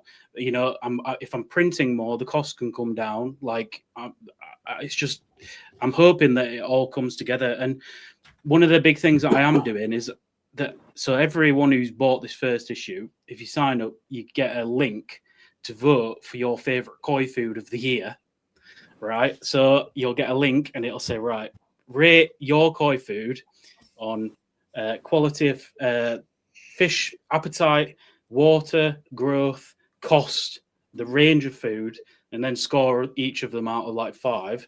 I'll then culminate it. So in issue 2, you'll see the results of the koi food of the year for 2025. And then each mag, there's a different category and the public's voting on it. So helps me. The public are literally writing my content. I think people will be really intrigued to see what's actually working for other koi keepers as well. So, I'm trying to think of different ways that it can actually be interactive and actually bring people in to help be a part of it a bit more. So I'm truly really excited for it. I wasn't this excited when I launched my business. So, yeah. Let's get into it. He's got a nice I am, yeah. style, old Joe, isn't he? That's mint, mate. To be fair. I've got a skip in my step again. Do you know what I mean? Like the industry felt like it was last year. There was a lot of like things where I thought like, I don't know. I don't want to be negative, but the industry can like get you down at sometimes. Like the cost of fish now, even like I can't afford the Nisai I want. Like that's another subject in and of itself. And so I actually thought like, where do I go with this hobby? And then this is, I've had some conversations with some people and one thing led to another and here we are. So I'm hoping I can take you 3 on this journey with me as well. And hopefully we grow. Can we get a section in it? Look at the peduncle on that. Look at the peduncle on that. I think that'd be mint. No, on page 3. The funny thing is like an agony aunt section is I think that'd be good. I reckon that could be my fish always, Benny falls off. Can't get the seam yet. My filter's always. There's an issue right there. Please help, Joe. And then Joe, bring in an expert. Let me give you a little. Then you can work with dealers to supply the answers. I really want that. I want it to be collaborative. I'm not saying no to anybody working with me. There's not a closed book. Not even me. No, not even you. Off, mate. I sent you a founder's copy. And I'm very grateful, Joe. I don't know if you know. You probably didn't watch the live draw the other day on the comp page, did you? No, I missed it. Start with him on the toilet reading it. Oh, no. Start with crafty on Mag. Wait, Mag in his hand, but shitter. That's what it. Nice. Well, I appreciate you guys. Like, I've invaded some people's usual regular Thursday night show. No, man, not at all. I personally think it's far better to. I've not wanted to say things because I didn't want to upset or say something that you might think, Gaz has just been a twat. I'd much rather you be here for you to put your point across. Because, I mean, I am a digital person, mate. For me, I like the tech side of things, but I like that kind of thing. But not to say, I sat and read some of your sections in your magazine today, mate, at work, but you made a mistake. You didn't send me one. You sent one at work, man. I didn't have to get one. Well out of order, anyway, mate. I will get. He did himself out of a sale, didn't he? Because he sent one to work, and if one drops there every week, I don't need every month. Oh yeah, are you going to stay a month? Are you going to do so many a year? Or It's what's your actual? 60 a year, so it gives me like 60 days to like produce a mag and get it to ship, so like it helps a lot. So I'm thinking like I'm thinking about going to the Belgium Koi show in April.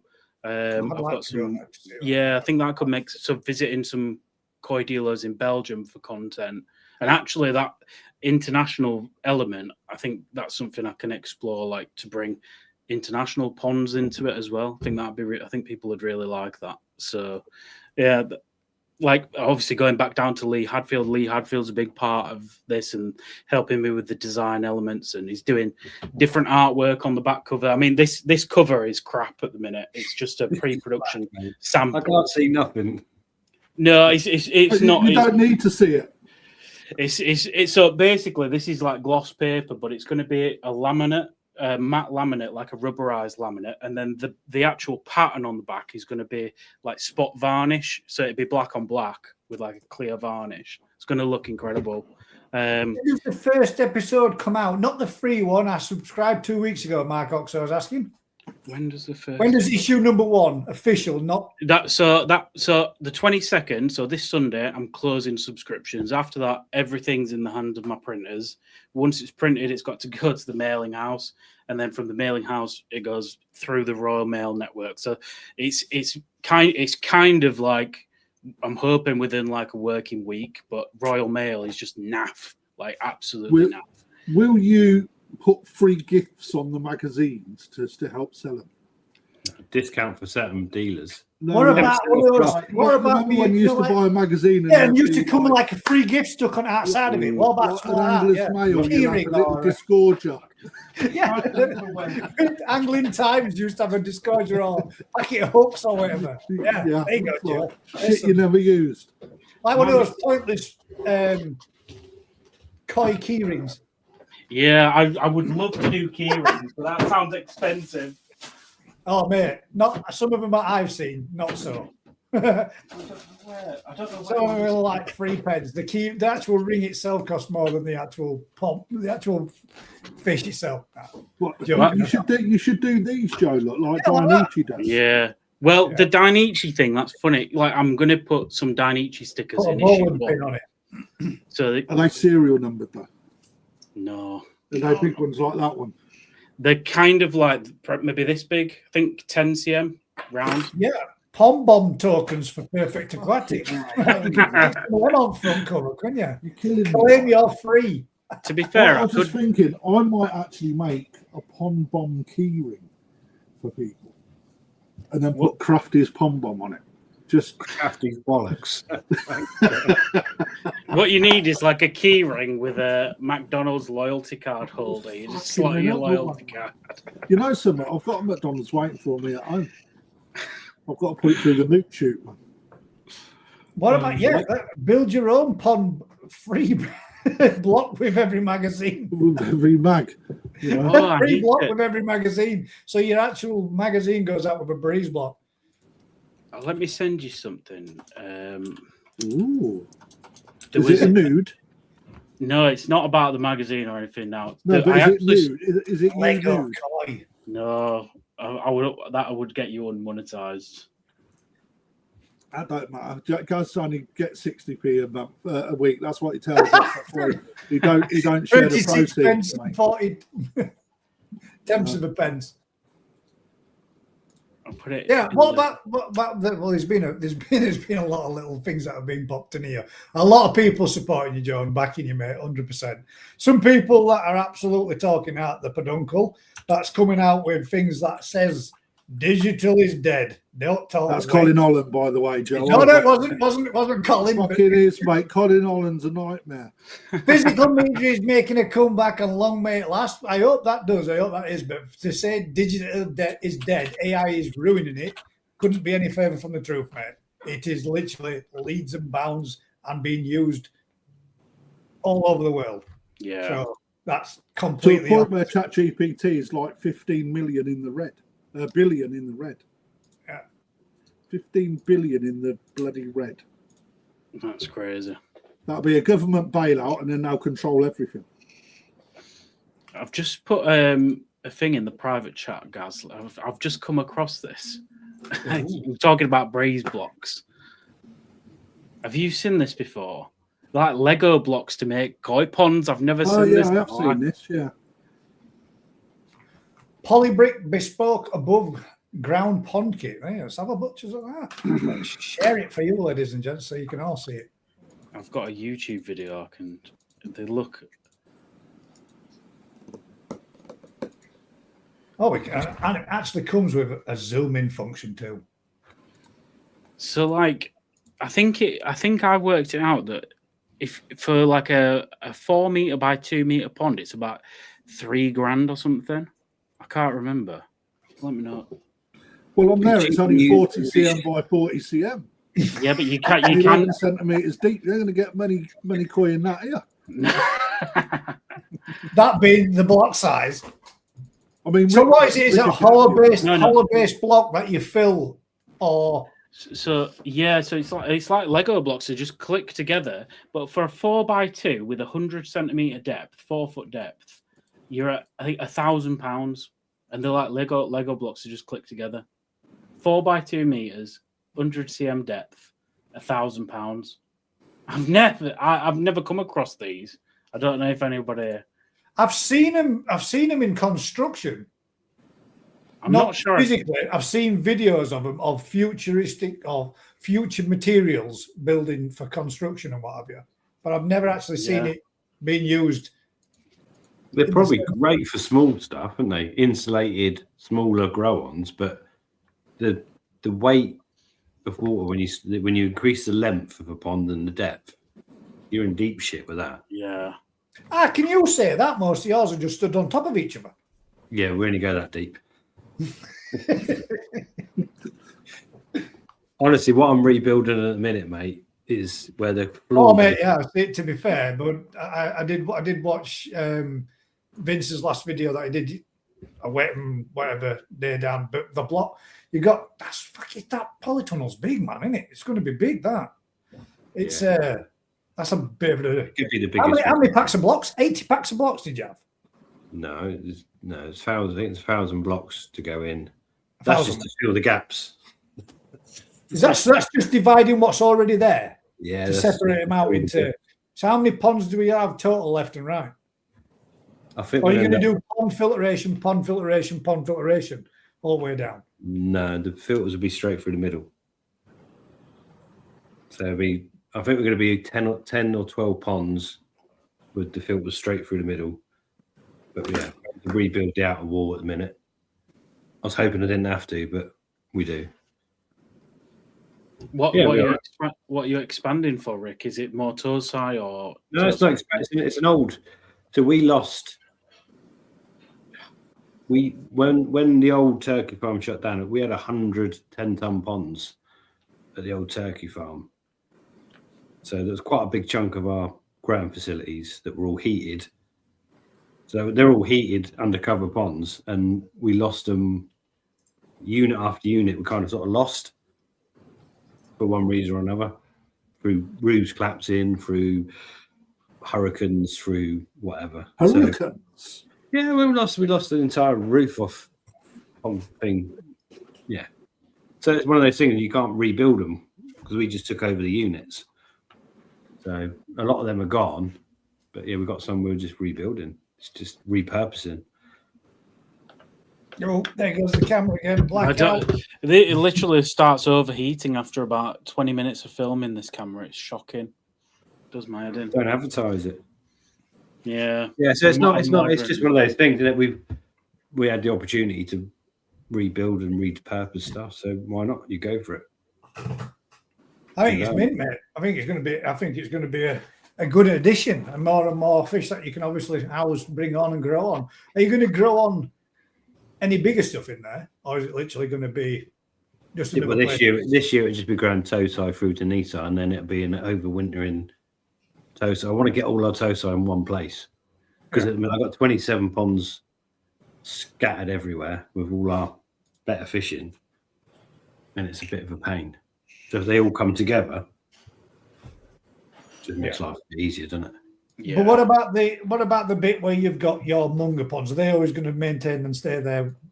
They're mine just to play with, aren't they? They're So yours to play with, aren't they, in the sense? yeah, so it's somewhere separate, isn't it? So Yeah, nothing else to change. It's just literally if I can just bring stuff together.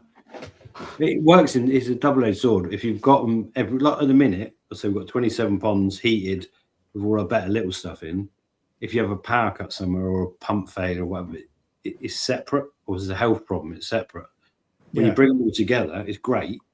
But if something goes wrong, it goes wrong on a big scale. It's real shitter, isn't it? Yeah. So, and in a place like that, you're not going to be biosecure in the sense that if there's a massive issue with a pond, by the time you've dealt with it, there will be water transfer, road, and you're just not going to keep it. Whereas at the minute, where it's separate, if there's a problem with one, it doesn't affect the others. It swings and roundabouts. I'd prefer it all together, but then you get more twitchy bum, as you call it, when you're worrying about stuff, because suddenly if you're growing, you got your best 10,000 toast in one place under heat ticking along, and you're pushing. Well, a prime example, like Kraft was saying the other week, wasn't it, where you had like that bit of a fire issue, and everything's all under one building, it's all under one roof, mate, wasn't it? I mean, that's twitchy bum straight away. Yeah. You're thinking that everything that's in there, and a feeding regime where they're going to struggle without water and air for a period of time, then it's a bit more of an issue. That's just farming, though, isn't it? You always push. Farming by nature means if you've got a tank that can take 10 fish, you put 20 fish in it because you make more money. You do, because you can't count. You proper struggle with that shit, mate, really do. There's only 40 in there. I think last time when I was down, there's only 40 in there, and it was something like 72. But you said I'm going to put 30 back in, and I think something like 40 odd, 45 of something went back in. You really do struggle with math a bit in that sense. But then it's like, it's a Brucey bonus, isn't it? When you get it back out again and they grow. And this bit's in. It's just how it is, isn't it? There will never be a situation where you're understocked to the point it's not a problem. Otherwise, you're not really pushing your space financially. I think that's a thing with most industries and business, especially this one. You've never got enough room, have you? You always might. Exclusively, you never got enough fucking room. As well. Brian's got a problem, mate. I literally said that to him on Tuesday. I said, mate, you've got a problem. You've got a problem. You seriously. But again, expand, don't you? You grow, you get that little bit bigger, you have that bit more space, you get that more room, and then you do it again. You do it again. Yeah, ship them out, get them bought, sold, and moved on. Keep doing it. Keep growing. Why not? I think Ryan is the biggest koi addict I think I've ever met in my life. Yeah. Like his portfolios are on koi when he goes through what he's buying and like why. Like I think he's also like he's probably the most in-depth buyer that I've met, like the way that he buys koi and the reasons. But yeah, I think I don't think he's impulsive at all. Like when I watch him. Oh no! I wouldn't have said in that sense at all. No, never been in Japan with him, but like just the way he operates, very. Yeah, don't go to Japan with him, mate. He's a knob. He won't show you the right fish till the end when you run out of money. Yeah, and then you'll see you belt a dream fish and you think. I said anything. That's out of order. I do think he's very good at what he does in that sense, but I do think he needs a little counselling. We're all the same. If you put us in front of a bowl of fish and go, "Oh shit, these are really good," but you know, if you take one now, you can have it half price. Pretty much all of us would be good. Yeah, all right. Yeah. All right, I'll shell it out. It's 500 quid. Definitely, 100%. All four of us are all working in koi, right? If for our personal hobbies, can all four of us afford the koi we want at Nisai? Yes or no? No, not for a long time. No, I would have said personally now, even before I got into actually working for him. The problem you have, mate, when you're working more with them, you start to see the really good stuff. Yeah, that's where, and it's to sickener, man. You're like, you know, and watching that one your good eye fish is not changes. Your eye changes so much that, you know, it's like I emptied my pond to a point where I just want to put the better stuff in because my eye. I got crafty. I know most people might think that, and I probably thought it myself. I don't understand how people can get rid of the fish and how they can move them on.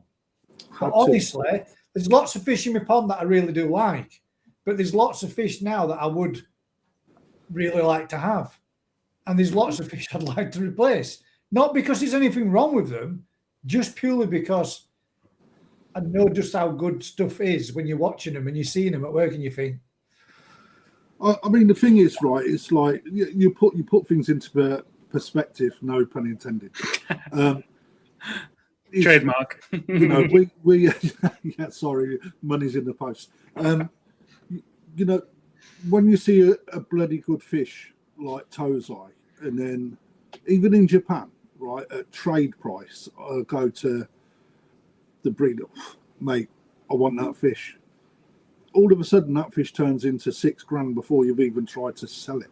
Are we talking out any typical varieties, like maybe perhaps a Benny? Yeah, it was a Sankey. This particular one in my head was a Sankey. It was like, when you get a connection with a koi, you're like, you feel it and you're like, fuck me. It's like, that is my fish. That connection hits you.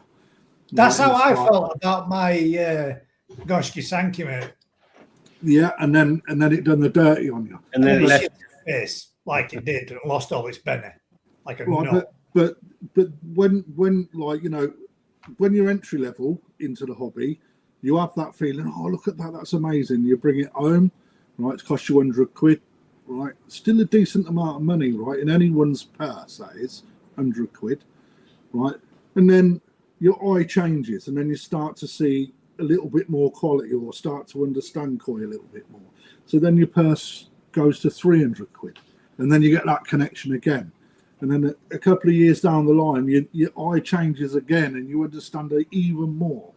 And then at some point, you've just got to say, I can't get the fish that I really want. Yeah. Right, you know, because, you know, what's the most you've spent on a fish? And for me, it's £3,000.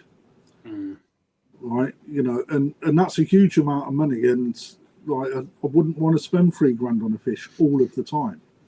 That's for you, Lee. His little comment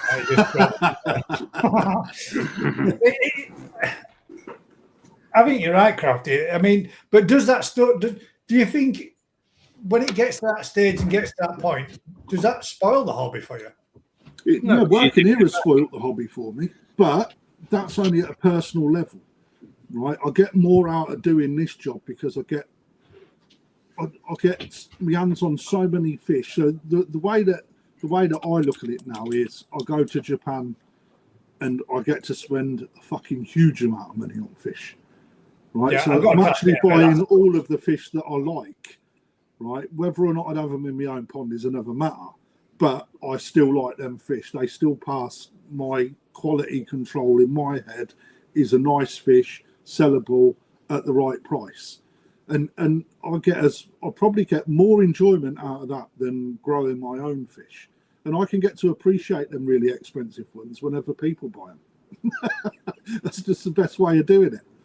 But surely the whole point of the hobby is you learn what a good Sanzai looks like, and then you can't afford that, so you buy a Nisai, and you can't afford that, so you buy younger and younger, which make them generally cheaper, but in the hope that your eyes taught you enough to be able to pick that to progress. You go further back down the line to then pick the fish to grow, and then if you do pick a proper Tosai that might cost you £500, but turns into a Sanzai that costs you £5,000, that's got to be that's a win.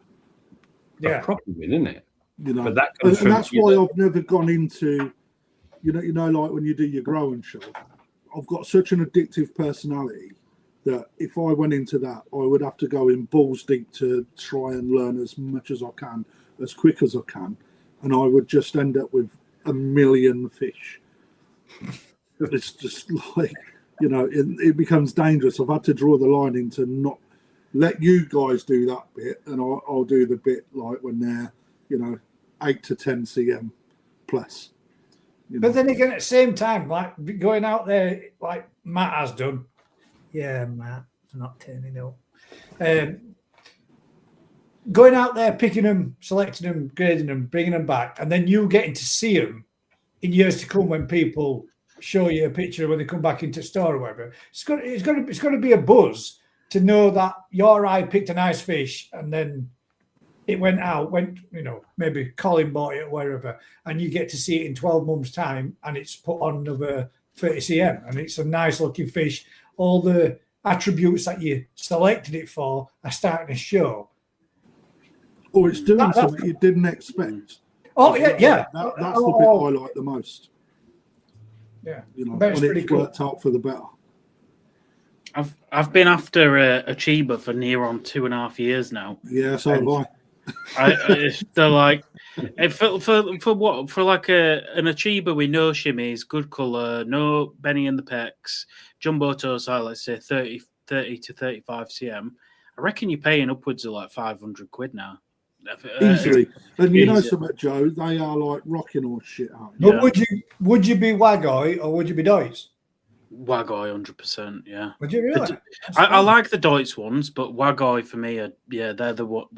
I'm not a fan of Deutz fish in general. I think Wagoi makes it more difficult. You can get some really nice in the Deutz, but you still can't get some longevity is much better. You would be able to fight it. You'd be able to find it in a Deutz, but not in a Wagoi. Is that what you're saying? Or it's easy. I see a lot of Deutz ones, but they just. I don't view them as almost like the same variety. I don't know. Like, I when I'm looking for an Achiba, I'm 100% looking Wagoi. Deutz don't even come into it for me. The problem you got with the Achiba coming out of Japan, mate, they keep so many of the good ones. Yeah, because they're so few and far between.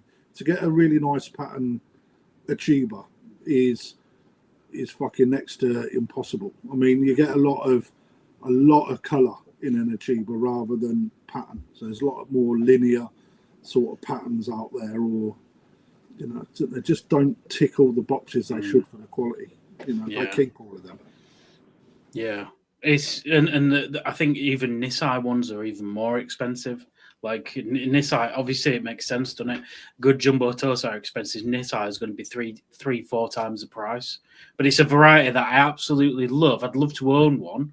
But realistically, you'd be looking at nearly like a month or two's salary to get a decent one for what I'm after, and it's disheartening because you get to a point in this hobby like where I can really appreciate, spend a lot of time looking at koi in my day job, and to actually do my hobby at home is very difficult. So I've actually gone the other way. It's like, can I turn something that's 25 quid into 500 quid, and like that's now the challenge to what if you can't?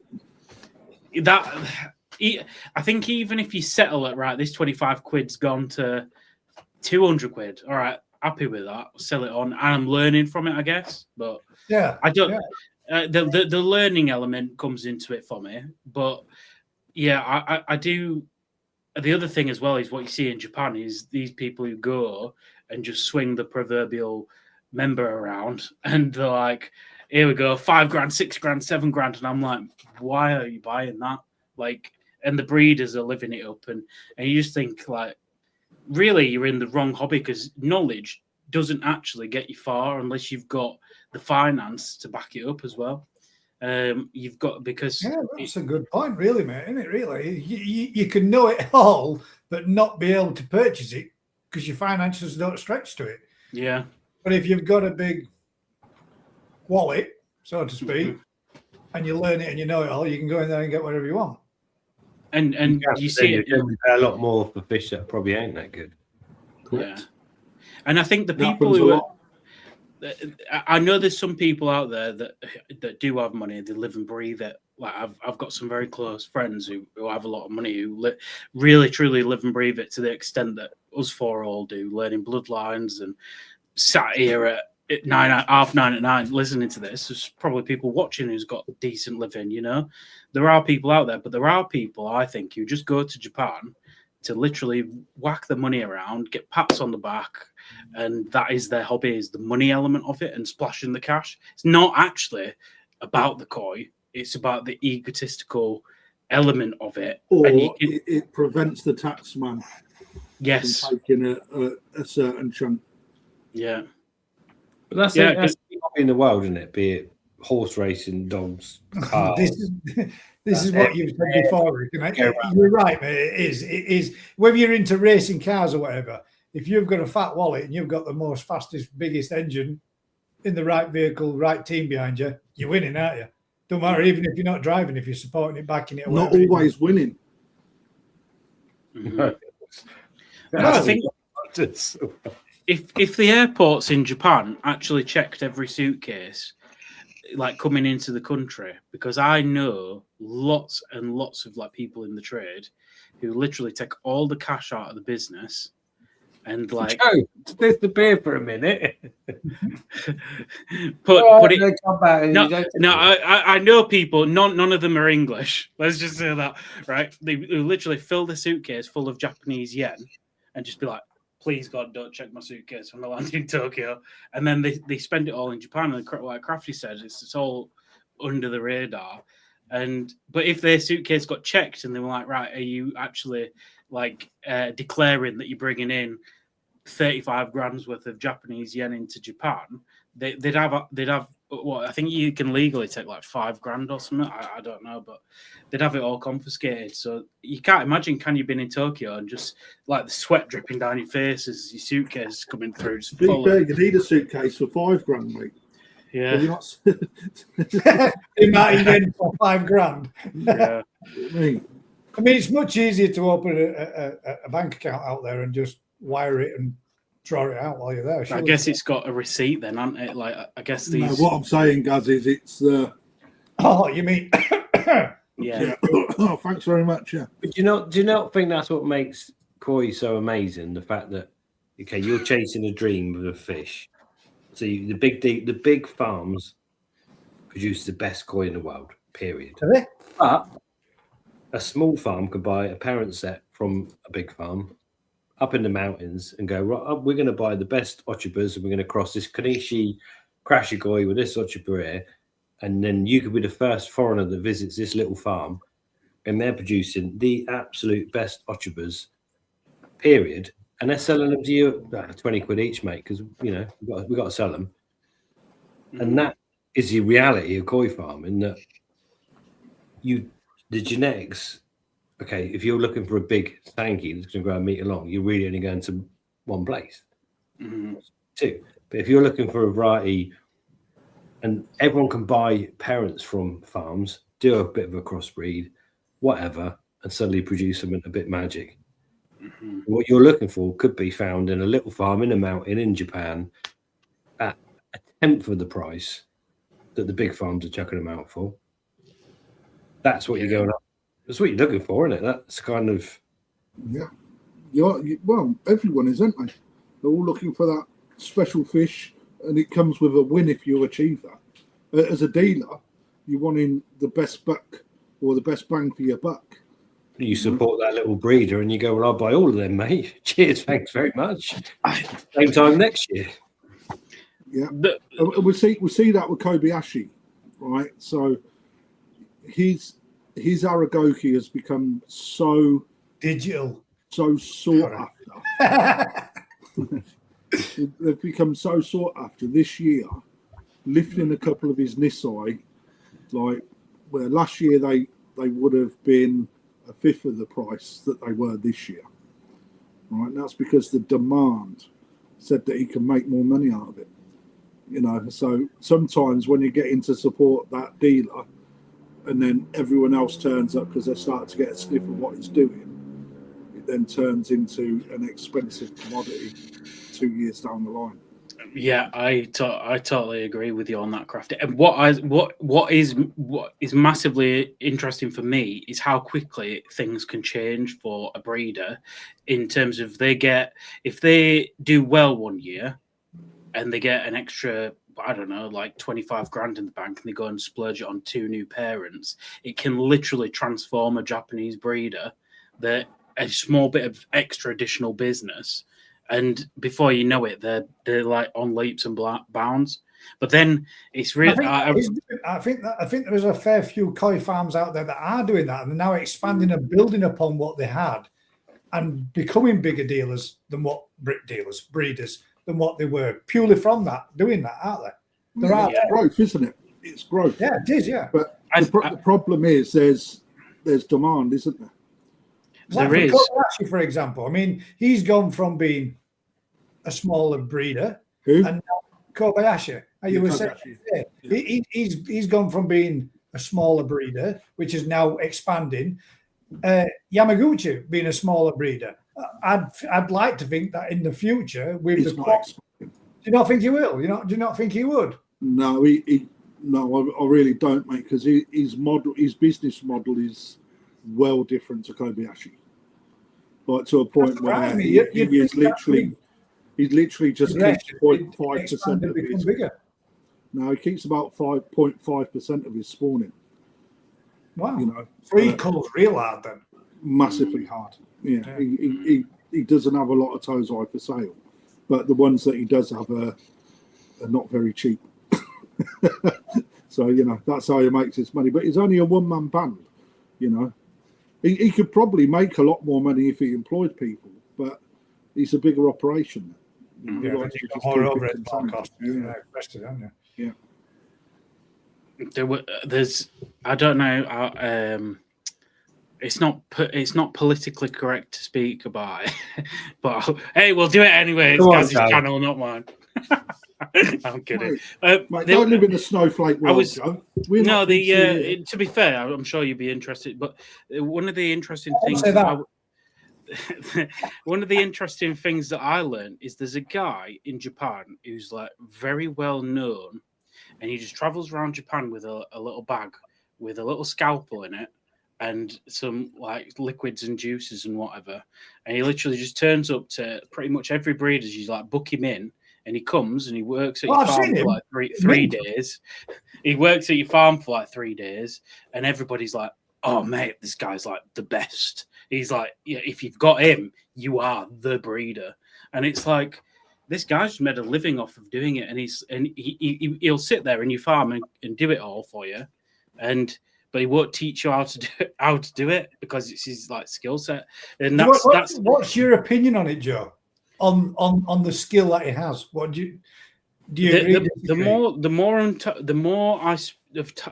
more time I spend in Japan, I think the more time I spend in Japan, there's some things that I see that are extremely bad, right? Extremely bad. And if they were to see the light of day in terms of, i.e., posting it on social media and whatever, that is just a big no-no. And the Japanese know about it. But to verbally say it, it's all he said, she said. So I can say it without showing you it happens.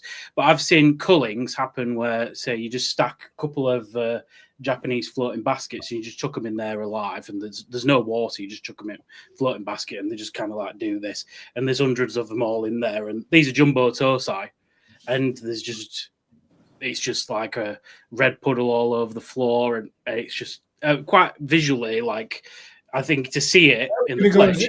I hope you're going to go into as much detail in your next magazine as this as you are doing. No, but I think people are really what's mine the goes right live subscribers.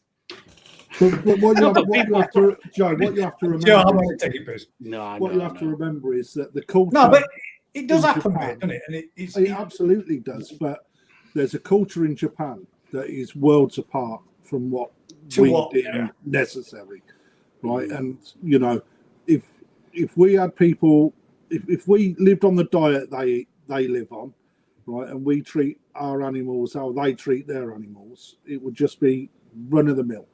Yeah. But the thing is, we live in a bit more of a democracy type world where we care for things and make things law, etc.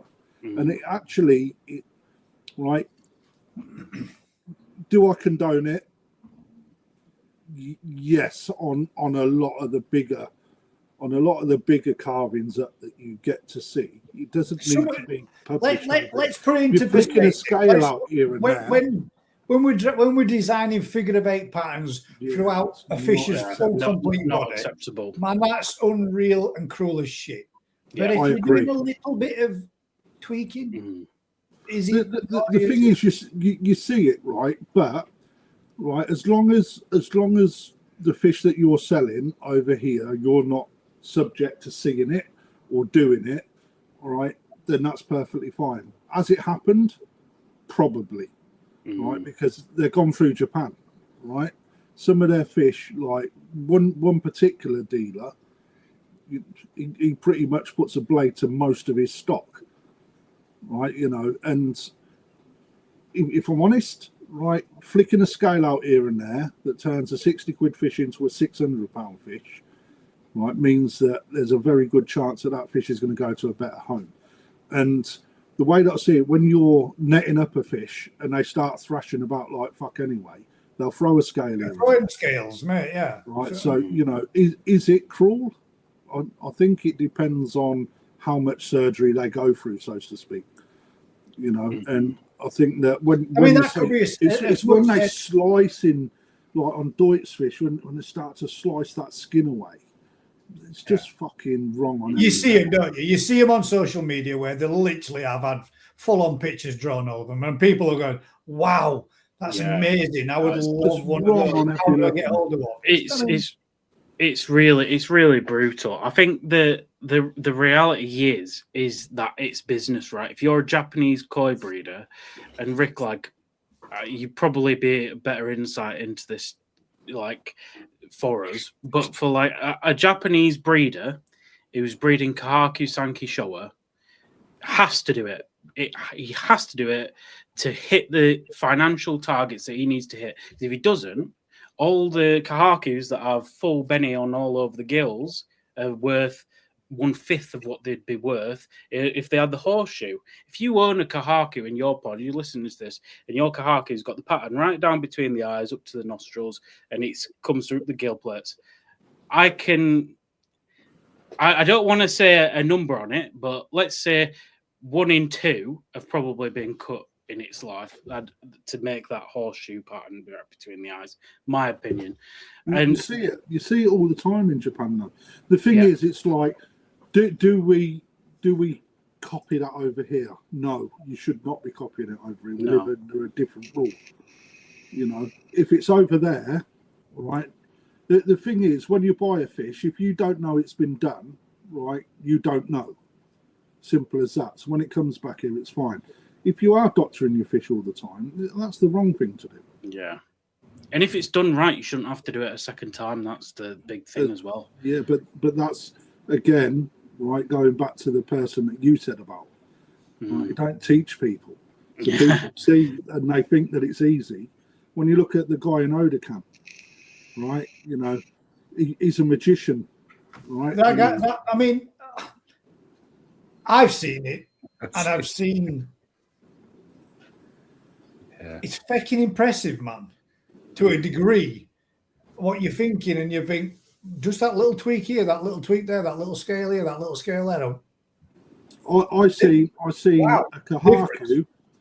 I've seen a Kahaku that had 2 scales removed on part of a Benny pattern that transformed that fish.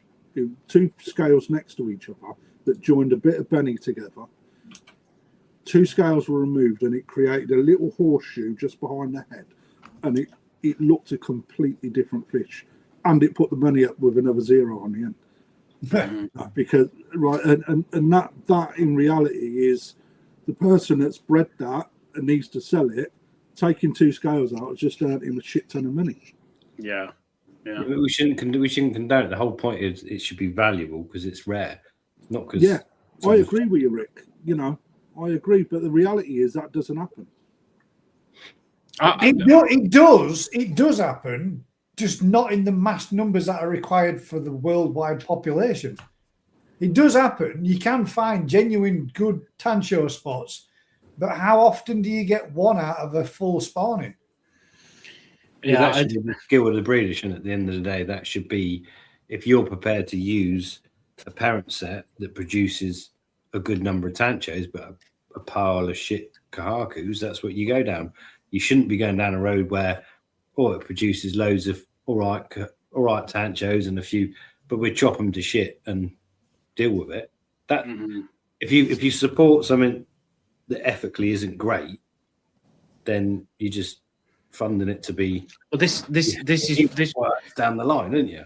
This is why I thought to bring it up, like, because I think people are almost naive to it happening. They believe that it does. I think the vast majority of people, I don't think there's much that they're naive. I think that we've got a job to screen what we see. You know, it's, if I'm honest, to an extent, there's social media and the digital age have brought all of these sort of images to people's eyeballs. Where, you know, back early 2000s, mate, when, you know, social media didn't have such a big part to play, people didn't see it. Yeah. Or it was only just starting to really be done. If you don't see it, it doesn't make it right, does it? So as the knowledge becomes out there, it should be you vote with your pounds or whatever. So if the BKK show, which obviously is no longer the BKK show, whatever, anything that's been cut or doctored that you can see is automatically disqualified. That should be an indicator that that's not acceptable in our show scene, we keep a scene, whatever it is. You know, if you're looking after an animal, you do it in a certain way. So yes, taking out your scale, manky, it's fine, but start cutting fish to bits is starting to get. That's the same in Japan, though. Like when I asked, see that Gaz is absolutely disgusting. I'd never advocate for that. No, mate, that's natural, 100%, fully bred. that is because absolutely. It was offered to me, and it was like 6 million yen, mate, because it was such a rare pattern. Yeah, rare as shit, that, man. I mean, in fact, I've seen about 15 of them in a bowl. If you think about that, and all I typed in was that, and you know, you can go to. We've got to be careful and make sure that this actually does show. Koi cutting or a natural pattern? Fuck me, that's the hardest question in the world to answer, isn't it? Yeah. see, I think that like the Japanese have also got. I don't want to be like putting my tinfoil hat on, but I do think like we've seen. I don't know what it is. The Animal Standards Agency, who's deal with importing of dogs, they've cut down on stuff like this. Like, I wonder how far away we would be, and I don't want to like be over dramatic, but like, at what point do they say actually like the amount of it that happens in Japan, because it does happen in Japan, where the people are, but not on the scale that you've just seen on that. No, absolutely, no. That's not Japanese culture. That is somewhere else where they really don't care about any sort of animal care. Going back to the Japan thing, like in the koi show, if a fish, you can tell it's been cut in Japan, then they also class it as like a major demerit. It won't do well in a show if it's got scar tissue. So the Japanese do it, but do it to a point where there won't be any scar tissue. And so, like with that is that fish that we've just seen, that is pretty much all scar tissue. Even though there's a pattern there, it's all scar tissue really. Whereas in Japan, you very rarely see scar tissue if it's done the right way, and it's usually done when they're very, very young, very young. At least my experience, but yeah, interesting subject, isn't it? Oh, it's a taboo subject, isn't it? I mean, yes. I mean, straight away, there's 4 different opinions. Just here, just us. And if you listen to the comments in there, to be honest, things like this makes me not want to keep koi. Yeah. I mean, it's all animals dressed for showing and selling. Yeah. It's Rick, I agree. And then again, when you see it, you think just for a couple of little scale differences, what have you? I mean, I was blown away from a quick couple of little, wow, the difference kind of thing. And when you see what they're doing, how easy and not all that intrusive. Like you say, Crafty, what's the difference between an angler going out and catching some silverfish, wanging him in his keep net, and then at the end of the day, tipping them all out into a weighing them all off. When you look in bottom at net, you've 40, 50, 60 scales. And all those fish are going through that throughout all those 45 people that are catching them. That bit, we're talking total difference. But when you're talking about that scale, going to full-on drawing on a fucking animal is... sacrificial. Yeah. My biggest issue is that the fact that a really good koi merits a massive high price tag because of its rarity, genetic, environmental, to get to a point. But when you start getting human interference, even if it's small, by taking out scales, chopping a bit of benny out here, doing whatever. But where does human interference stop, Rick? Technically, the interbreeding and the whole species is human interference. Yeah, that's what I mean. Yeah. Period. So there is, but at what point do you draw that line between picking good parents and giving them a good environment to chopping the offspring up to make it look like you want? You know, but the other thing is, mate, people get blinkered by the fact that it's a living animal, right? And you're taking a couple of scales out. But the koi game itself, going through the culling process, there is millions of fish that get sucked up a tube or thrown in a bucket that don't even make it to people's ponds, right? And people just don't ever comprehend the fact that there's like a 90% cull rate. You know, the amount of fish that get killed to keep 10% of a spawning is absolutely insane. Here's one for you, right? Scenario: Kahaku is born, and it's got Benny on all the way down one side of its gill plate.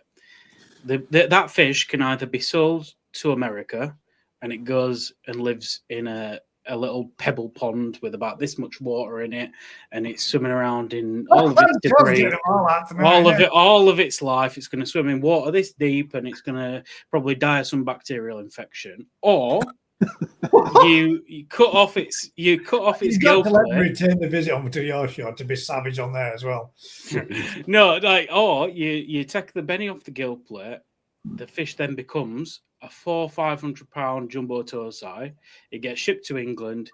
It goes in one of our ponds. It grows to 60 cm Nisai, fed on sake ikara, 24 degrees, and the breeder's quids in, and I'm quids in, and I've got a brilliant fish. I did a video in Japan, my Azakari fish, and I picked it, and he got it out and just went.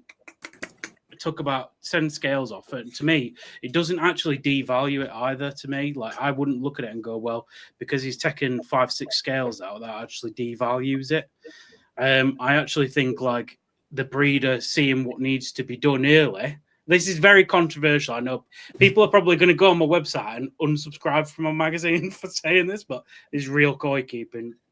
Like for me, it actually adds the value. All your Americans are gone. No, but I think even the Americans who are getting the Americans who will get into the hobby are looking to us to because they're all very new in the hobby, and they're actually looking to the UK and going, what's happening over there? Because we're more content. These guys are keeping koi, growing bigger koi, keeping them in better condition. Why? Can I put this on its head, right? So let's go absolute other side of it, right? So you've got your fish with one eye, your dog that's got a limp.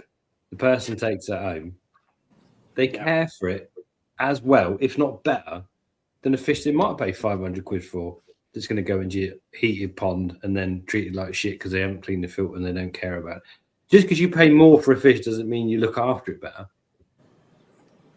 It shouldn't. That's a mental. That is a mental thing people do. You're right, mate. Because no matter what you pay, you can you should look after it right, regardless, shouldn't you? Animal welfare. Whether you pay £1 for a goldfish or £1,000 for your koi or whatever, you should technically be looking after it to the best of your ability, regardless. And this comes right back to something me and Mike had a massive chat about years ago. And he goes, if I sell this tosai for £1,000, it will become a better fish than if I sell it for £100. And I'm like, what do you mean? He goes, well, if I sell it for £1,000, someone's going to treat it like £1,000 fish. They're going to give it a better environment, better food, lower stock density, and treat it better, and it will become a better fish. And I'm like, you're right. Regardless of the quality of the fish, the price tag you sell it for is going to determine its future, which is wrong. Because in reality, a lot of people will look after livestock as they love it and care for it and give it the best they can. But because you sell something for more money, it will be put into a better environment, whether it's worthy of that environment or not, and generally will do better in that environment. But that's not a true reflection on its genetics or anything else. It's just a reflection of the person that paid more money for it, giving it the better environment or the better education, dare I say, with children or whatever it happens to be. To be honest, this subject has pissed me off. Seska's running around the living room smashing shit. That's it. I'm barred from here now. But no, but it is.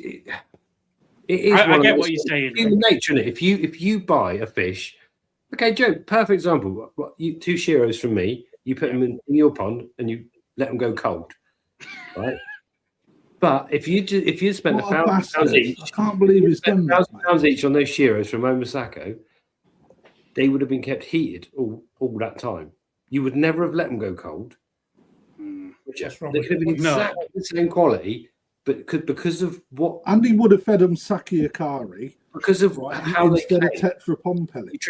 There's a difference, and I do it with the parent stock. If I'm spending £5,000 on a fish, Jesus, that mother's is coming to bed with me, and I'm cuddling it out of a hot water bottle. I think out of order, mate. I think what you say. Yeah, I mean, technically, it'd be better off in a pond of water, mate, rather than cuddling with you. Yeah, don't take them to bed, mate. That's I'm making sure they're not egg.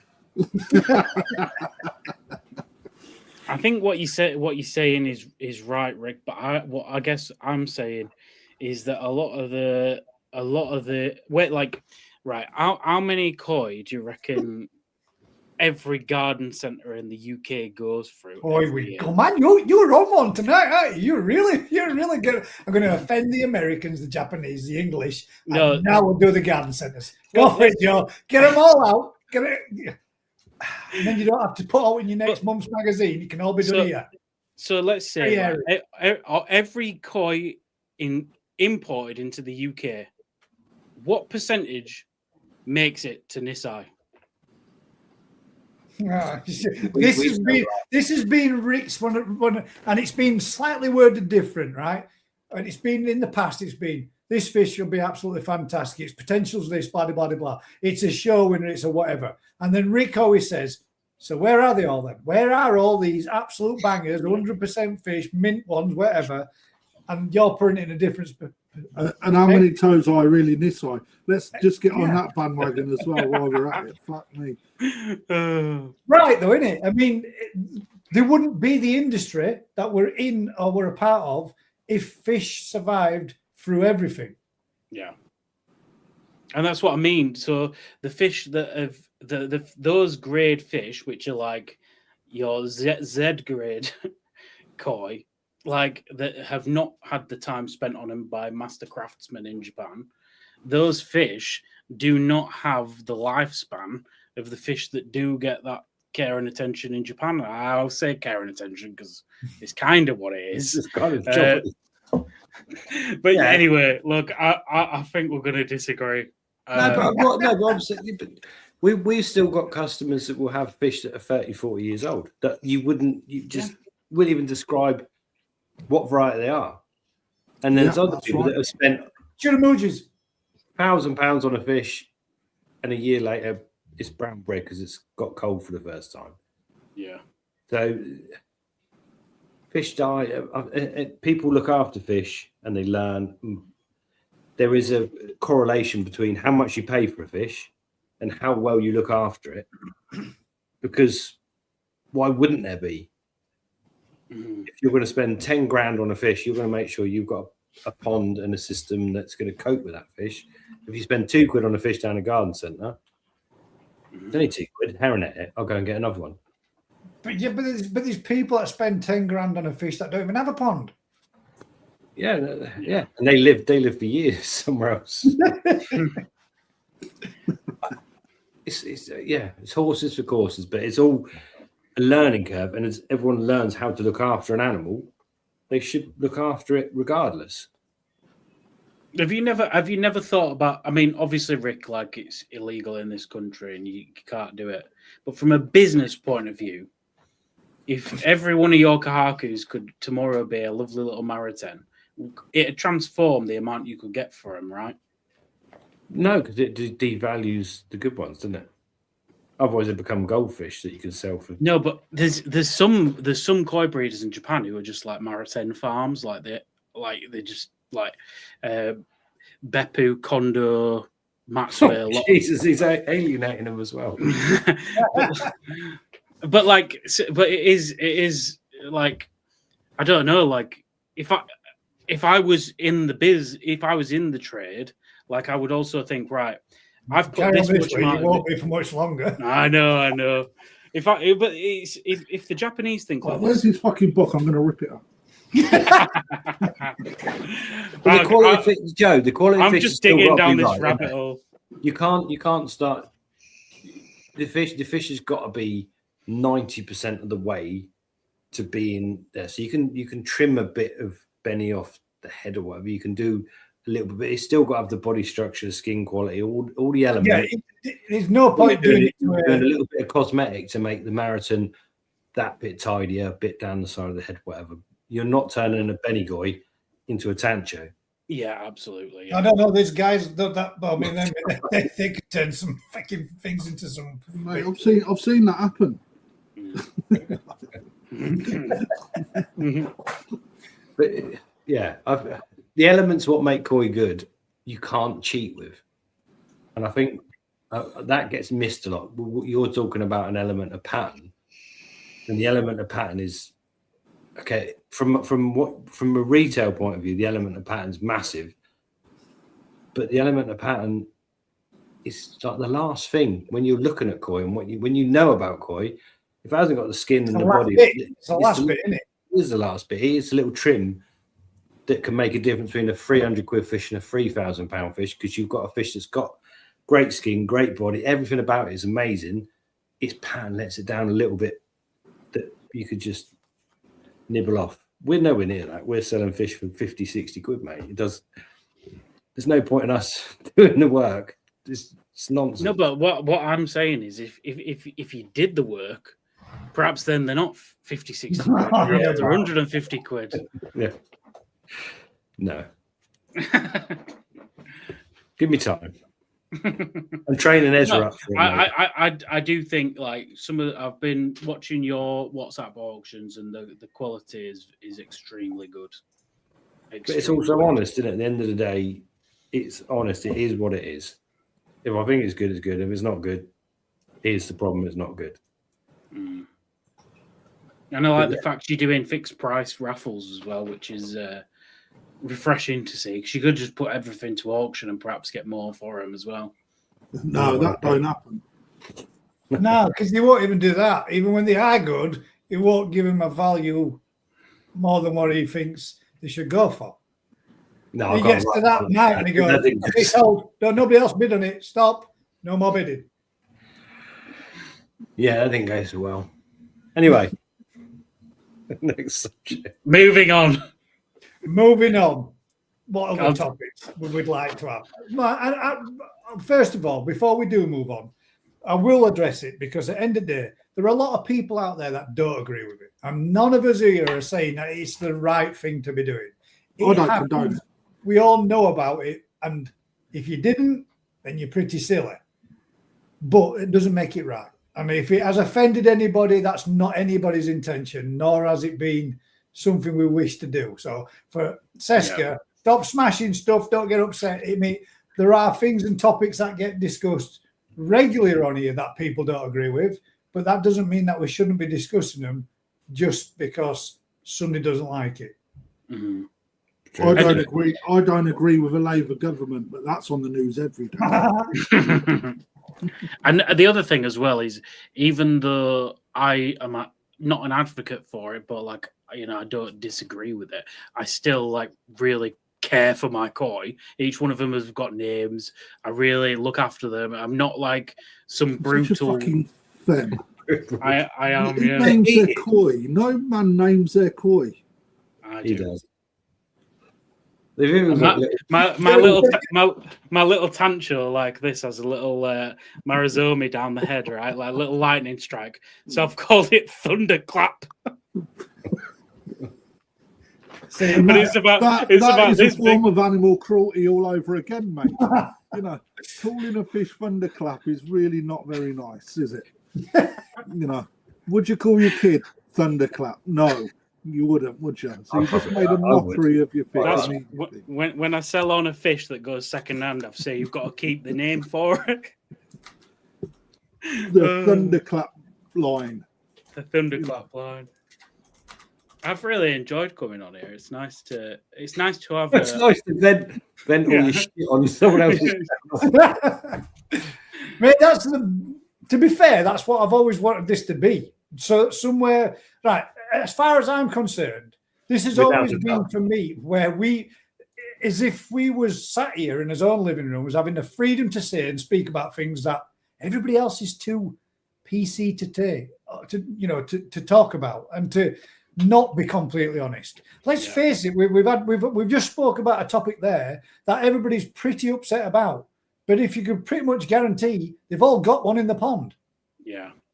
That's how crazy it is. I'm not saying that everybody is, but most people will have had a fish that might have had something done to it if it's come from Japan. Although we don't agree with it, doesn't necessarily mean it doesn't happen. And for it not to be discussed is one of those things where if you don't get people's opinions, it's very difficult, isn't it? What about? There's so many people saying they name their fish. That's weird.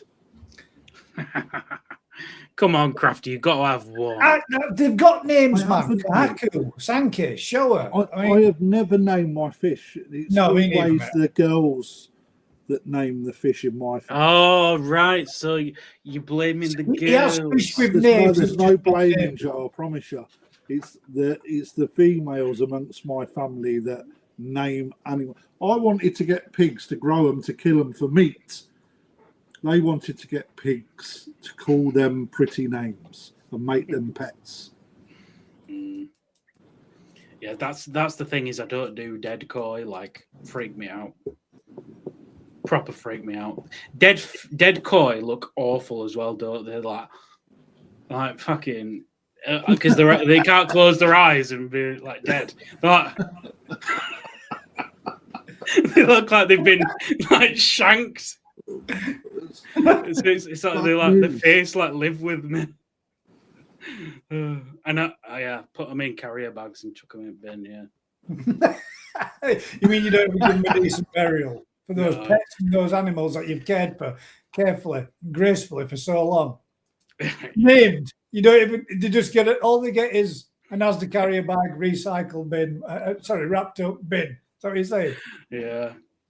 Do you know? I had to think the other day. No, what that's I'd- saying, Joe. The truth shall set you free. The, You're doing some of that tonight, mate. I had to honestly think if one of my big fish died now, what would I actually do with it? Like, Yeah, it is difficult, isn't it? What do you do with an 80 cm fish? Where do you put an 80 cm fish? yeah. I mean, that's a pretty deep hole, isn't it? To dig out, to put it in, to put it somewhere. Plant a tree over top of it. Let it thunder flat. Well, I think a lot of people say, "Oh, I just take them to tip and wang them in tip." I'm like, but does the tip allow you to just wang a dead fish in? God, what have I walked into? Rick, In the tip. Rick, Oh, if there's you storms along the fish. if you lived in a housing estate like I do, you can't bury something in the garden. Where do you take an 80 cm dead fish? Where do you put it? Barbecue. Invite the neighbours round. Get on the Yeah, barbie, no mate. chance. I'm too squeamish for that. You bag it and goes it goes to the tip, but mate. But surely Well, technically, if you put him in your bin, that's where it's going. It goes to But be so- incinerated. but doesn't my- it? Yeah, my it's a time scale, tip- isn't it? My tip is like up on a platform, and then you like chuck it in, and there's maybe like a 10-foot drop. To, And like... if that bag bursts open, the last thing you see is that fish looking at you like that. You've got that memory then, haven't you? Yeah, but I'm also thinking, what would the bin men like who work at Tip think if they saw like a massive 80 cm dead fish in the skip? Like, is that I mean, actually why no illegal? one put it on the barbecue?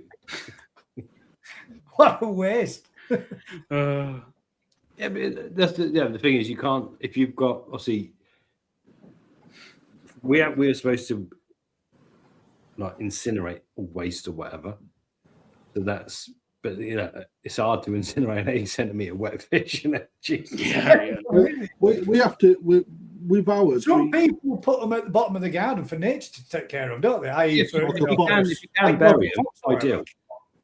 But how deep do you bury them? Like where I am, You don't. You put them on the surface and let the fox take them away, and they go away for a nice sandwich. Unless you talk to Matt, in which case he shoots the fox and you've got a dead fox. Don't go there. We'll have people smashing shit again because the fox is getting killed. Oh, So we have to incinerate any deads that we get. Yeah, so do we. And they get frozen and kept in a freezer for quite a time until there's enough to take away, which is quite a long fucking while. Until there's enough for the local takeaway. There's what 4 or 5 fish in the freezer that are about a year and a half old. Because you can't pay the amount of money you have to pay just to take a few fish away, especially to keep them in the freezer until it's time to actually pay someone to do it. Get like a specialist bin for that type of thing from your local refuge. Mate, do you know how much it fucking costs? I know. Don't talk to me about bins, mate. Fuck He's me. loaded. Pete can do that. No, mate, I tell you, Corley's, our supplier, mate, a fucking dog wank. They are rubbish, mate. Oh, this is offending everyone tonight, and I'm not even that drunk yet, so I'm gonna have a few more. It's just another thing that I have to deal with. Yeah, we've collected your bin and take a photograph, and I swear to God, the bin's not been collected for like 8 weeks, overflowing. And then they collected it and then invoiced us for additional weight. Work that out. It was like, hang on a minute, how's it additional waste? It was overflowing the bin, mate. They cap it to the lid. That's what it's like, mate. It's like, hang on a fucking minute, you haven't been for 6 weeks. And they charged us for the 6 weeks they didn't come as well, which was, anyway. Mine to the badger. There you go, see? I had a different subject. I had a comment on one of my videos not long ago that Azakari is cheating the hobby. It said Azakari is just cheating. How's it cheating? That's what I thought as well. Whoever wrote that's bollocks. I can see where that question's come from. You go out, you find come on here, and we'll have it out. And then you pay someone to make it what it should be. Because I'll tell you what, Azakari is giving a Tozai the best start in its life, 100%. Yeah. Rick, you're not agreeing. Rick, yeah, I could see the cogs going with Rick then. Yeah. Well, at the end of the day, Azakari, at the end of the day, if you buy a Tozai and you're paying the farmer to grow it to Nisai, fine. Basically, yes, in one hand you're cheating. If you were to buy it, someone else is growing it for you. But if you bought it as Nisai, it's already been Azakari by the farm. It just means that it's being grown by the farm. So, yeah, it's not cheating, is it? It's just you're paying someone to look after your cheat code. It's a little skip of a year you don't have to deal with. But yeah. In the grand scheme of things, though, of how much it costs for Azakari and how much it costs in the shipment back, would that, for the average koi keeper, such as somebody like me, that didn't have a heated pond, would that pay for my electric to cover the heating costs of me buying that Tozai and growing it on myself? No. You're saying Azakari is cheaper than me paying for a year's? Yeah. Fucking 100%. massive amount cheap. Won't even cover the food. What's the average bill for an Azakari? I'm not... pounds and pence. It's about 100 for Tozai. Mine is costing me I think And then 30,000. plus your shipping back. Yes, the When cost it's just 50 just cm. just for the Azakari for Tosai, I think it's 30,000 yen, so about 150 quid. Yeah, so that's quite a standard. 150 quid to grow a Tosai to Nisai, but then Yeah. you've got to pay more shipping back, maybe another, say, No, that's not. I didn't 150 realize quid. I didn't realize it was as cheap as that. That's not really all that expensive, is it? so you About might talk 300 the quid all 300 in. quid total. Well, 300 But- quid all in though. But if you let's say if you pay, well, what would you be expecting? If you're paying 250 quid, 300 quid for a nice fish, 300 quid for an even nicer fish at 60, 50, 45, 50 Yeah, cm. that's the Giving gamble. it So, that best so let's go back. So you're paying 300 quid for a nose. You'll be paying more than that. If a farmer's going to grow it on, you're probably paying more than 300 quid for it. Let's say you're paying 500 quid minimum, maybe, for that Tosai as a good fish. You're going to put another 300 quid on it for growing and shipping. But it might not come back. It's not sounding so good anymore, Rick. So, see, now you're up Yeah, to an but you 800 might die in your fish. pond. Oh, yeah. True, right? So you've got an 800. So you're talking about an 800-pound Nisai that may or may not be male, may or may not be good, may or may not come back, but it may be really good. So in my head, it's definitely worthwhile. But If actually, your pocket can afford it. yeah, it's not But worthwhile. what would that fish at that size then be if you had to buy it? It depends if it's male, female, good or bad, doesn't it? Well, let's say it's a good fish, female, and you're 500. If you're a winner chicken dinner, it's probably a 2.5 gram fish, isn't it? So I'll give you an example. For Yoshino last year, one of the Azakari fish that come back there had the best size, an awesome body, but the Benny had washed out. I still had to pay all of the fees to bring that fish back, and for the fish, and for the upkeep of the fish. Right. So at Tosai, that had all the attributes to be absolutely bang on trend. Right, but you can't guarantee what they turn out like. So there's a massive risk.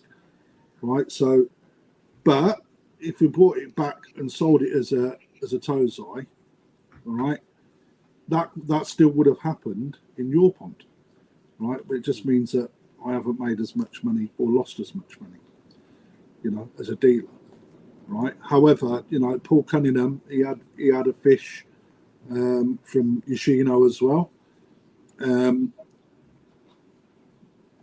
At the time of the sale, it was worth quite a bit of money, and it should have come back better than what it did.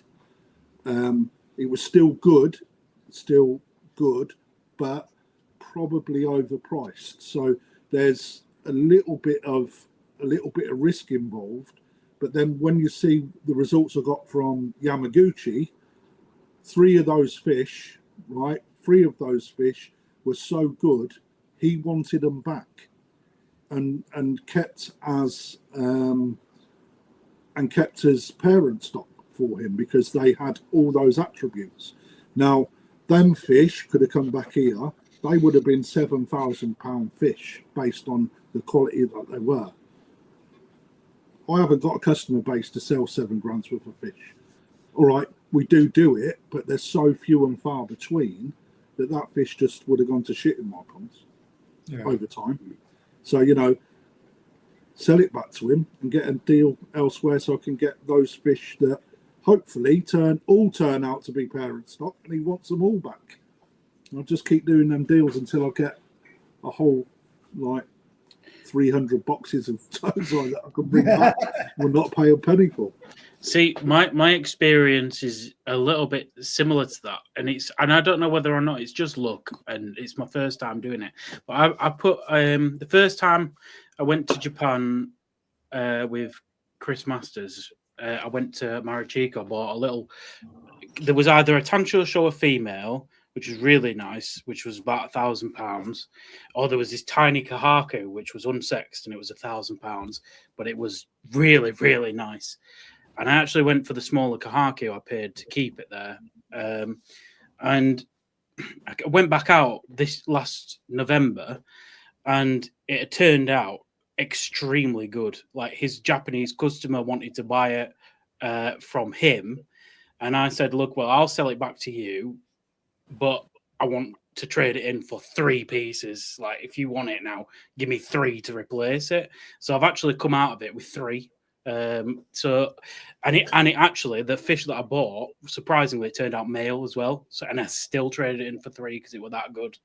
And so, like, that was a success story. And I don't know whether or not, but everybody I speak to with Azakari, there's very little negative stories that I hear about. I think last year's results, looking across the board, in the north of Japan, was slightly disappointing. Right, the growth. I think they lost probably 10 cm in growth across the board. Of what they've achieved previously. What they should have achieved. But that's part of what you buy into, because you know, what you got to remember is they don't control the weather, and the weather really dictates a lot of what they can do in the north. Yeah.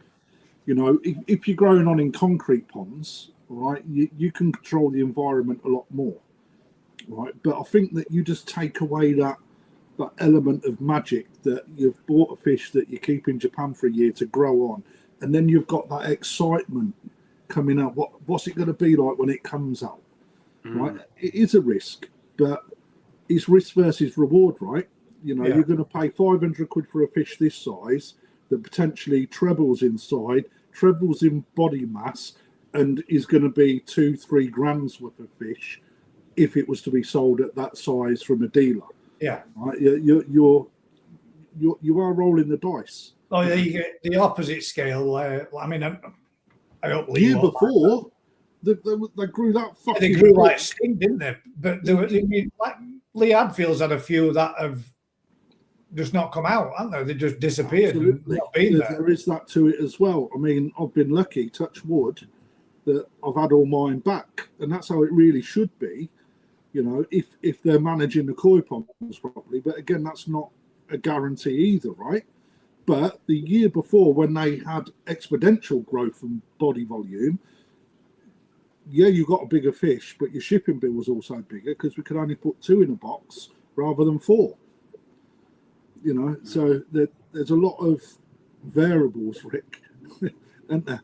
You know, when you're looking at the costings to it. It's huge, man. And again, you're not buying the level of fish you're buying has got to be worthy of them doing Azakari. The farmer's not going to do Azakari on a shit fish, which is why you could say the results are always good. They're good for a reason, because they're not going to let you put a shit fish out for growing on that's going to turn out shit. If they can see any fault or failure in it, it's not happening, is it? So you're paying almost knee-side price for the fish because it's good enough. Because it's good enough. Yeah, they're not going to grow on a Benikoi, are they, for you? Well, they do. The one thing with me is, I mean, Azakari for me is a big part of my hobby now. If you ask about a fish and you go, "Oh, can you Azakari it?" and they kind of go, you're like, no, I'm not having it then. I'm not Azakariing it then. Like, just no. Like, I want the breeder to go, yeah, we'll Azakari that. 100 million% will Azakari that. If the breeder's kind of like, I can do if you really want me to. He's not really all feeling that fish to Azakari in first place, or he doesn't even want to do it because it's just exactly. Yeah. And you want the breeder to be jumping up and down saying, this can't leave my facility. I really want to see what happens with it. And it's very difficult to find them fish in the price brackets that I operate in, but you do find them. You do. And sometimes... What you're saying is, Joe, you flex your muscle, make them scared, and then they say yes anyway. I don't have any muscle to flex, but hypothetically, yeah. It's the ginger beard that does it for you, mate. Oh, it's my karaoke singing. That's I'm the best at that. But I think Azakari, like, I mean, I've seen it where the breeders will give you an auction list. Or get our auction, let's say, and you can bid on anything, and they go, right, everything's eligible for Azakari. It's just this set fee, and I'm like, well, are you going to Azakari absolutely everything on that list? If hypothetically everything sold and everything was going to go Azakari, are you just going to find the space for it, or like, are they banking on only half of them stay? Like, I don't know. It's crazy. Yeah, but that's just obviously a level. If they've got a level of fish that comes to a point they're willing to Azakari, but it could also be in varieties as well. It's a lot some varieties are a lot easier to deal with than others, isn't they? Macassiogon's got a lot less to go wrong with it than, like you say, your Maritime Kahaku that's had Benny scraped off of it to make it look like just been out there. So some stuff is nailed on, going to come back bigger, better, and some stuff may not. Yeah. But I don't know. Everyone's different. Every farm's different. Some farms will sell young, good fish. Some farms won't sell young, good fish because they want to keep them. Some farms don't sell good fish. No, I know. Tell me about it. That wasn't really. It was just, You know, and that is a topic on its own. Every single person that breeds their fish has a reason for breeding them and keeping them and doing it, whether it's business, whether it's hobby, whether it's what they want to achieve. Why grow them to Nisa if you can sell them at a good price to Tosai?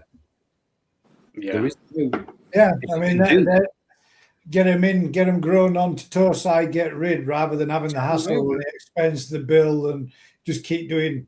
If it works and it's printing notes, then why put through Azakara? Why grow on to the next stage? Why take that gamble and that risk? It is, and that's the knowledge from agent and dealer and whoever's doing it, isn't it?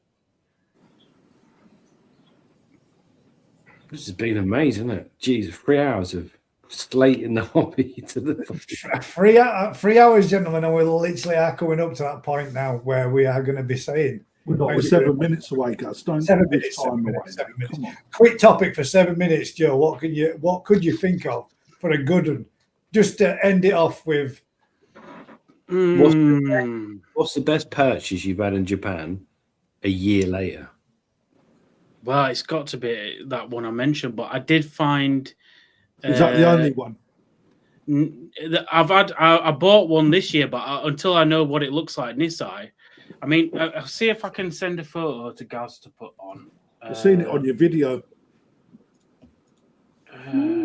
Is he sending you private videos? No, it's putting it in the chat.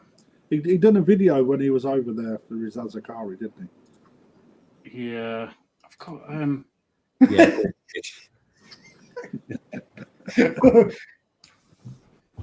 Copy link. I think I'll send it on this thing again, Gaz, but I don't know. Just put a link up to your YouTube video.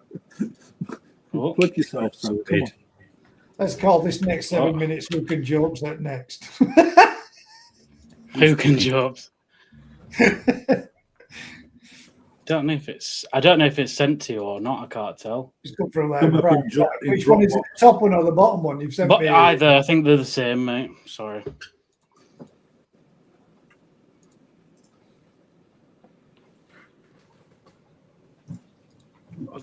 What are you looking at, Grafty? The picture Joe sent in Dropbox, mate. You got it before me.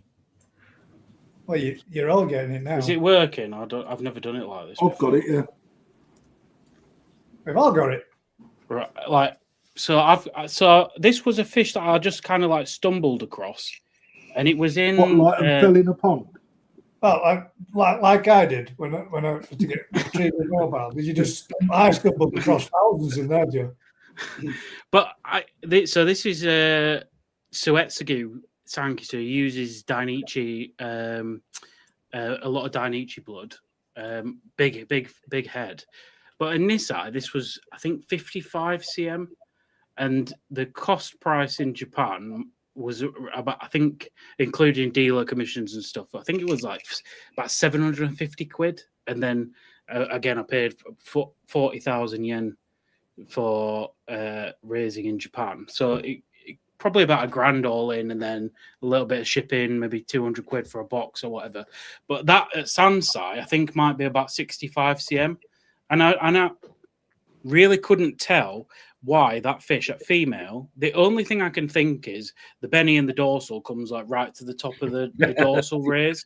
It ain't got a clean dorsal, is it, Joe? But to me, like when you actually see it swimming, it doesn't make me. I don't know. It's not a big deal to me. The leading ray is white, and a lot of the other rays are white. There's about 4 rays that are red. I actually don't. Yeah.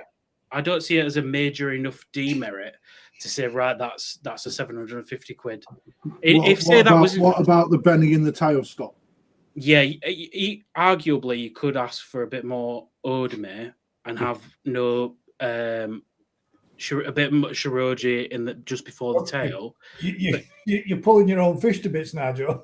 Yeah, you could do. But I like that. And at the end of the day, mate, that's what it's about, isn't it? I just think if this was in a Sakai auction, it's unaffordable to me, even with these little demerits. That's my opinion. You've answered your question there, haven't you?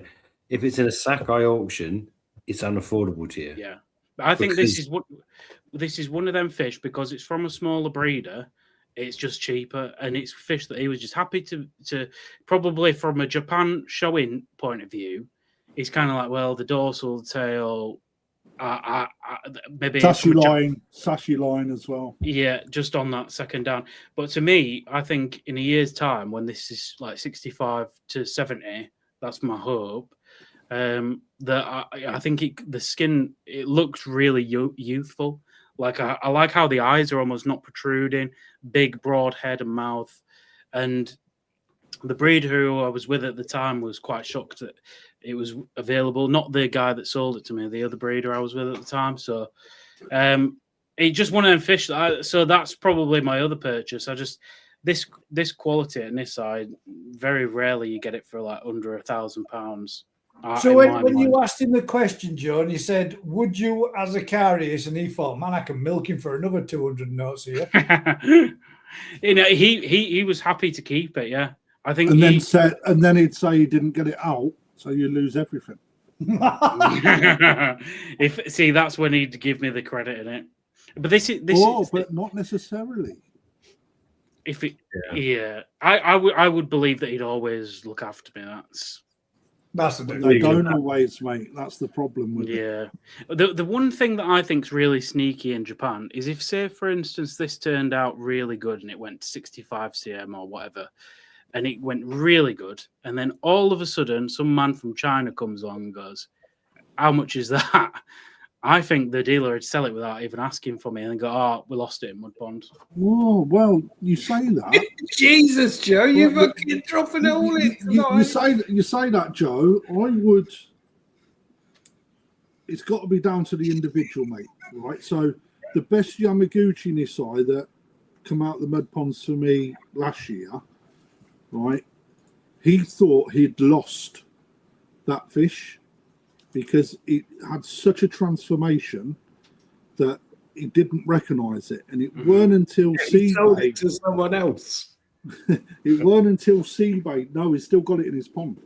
It weren't until Seabay turned up, and he actually picked it up and said, "Right, let's bowl this. I want to look at this." He went, "Hang on a minute," looked through and said, "That's Crafties." And he actually could have said he lost it in the pond, and I'd be none the wiser. You know? So I think that's down to... And like when Paul Cunningham that bought his Azakari from me last year, he actually went to Yoshino's on a trip. And when he went there, he weren't even allowed to pick the fish out because it was my fish until I'd released it to him. Yeah, he bought it all. You know, so I think it's down to the actual breeder. Integrity. The integrity is, and if they're more traditional, they will live by that because that is within their culture. But mate, you know, the Japanese are ruthless fuckers when it comes to dealing. So the known thing for me in the trade, and again, people are going to hate me for saying it. So when a fish dies in Japan, what I've seen as common practice in Japan is they will slice the gill plate off of the dead fish, and they'll take a photo of it with the gill plate sliced off and go, look, it is dead, confirmed. But I think the common I'm hearing it a lot. We lost it in the mud pond. We lost it in the mud pond. I know Niigata is different to the south, and I've only ever been the south. And in Niigata, they have a lot of bears. In the south, they have a lot of like cormorants and stuff.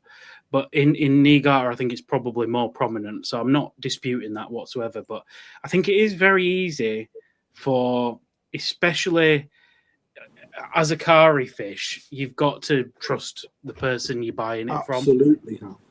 You've massively have to trust them. You know, there's a lot of trust in us as dealers as well, Joe. Yeah. You know, and to be quite honest, you're the middleman. You're in absolutely zero control of any of it. Yeah. You know, so you've got to have a trust in the person that you're doing them deals with as well, eh? Yeah, 100%. You know, yeah. But you get stung once, you don't go back, do you? You know that. Well, that's it. You can, if you got to learn from your lessons, haven't you? Sorry, that comment. What do I think about the integrity of the bears? Do bears really exist, Joe? You know, we live in a digital world.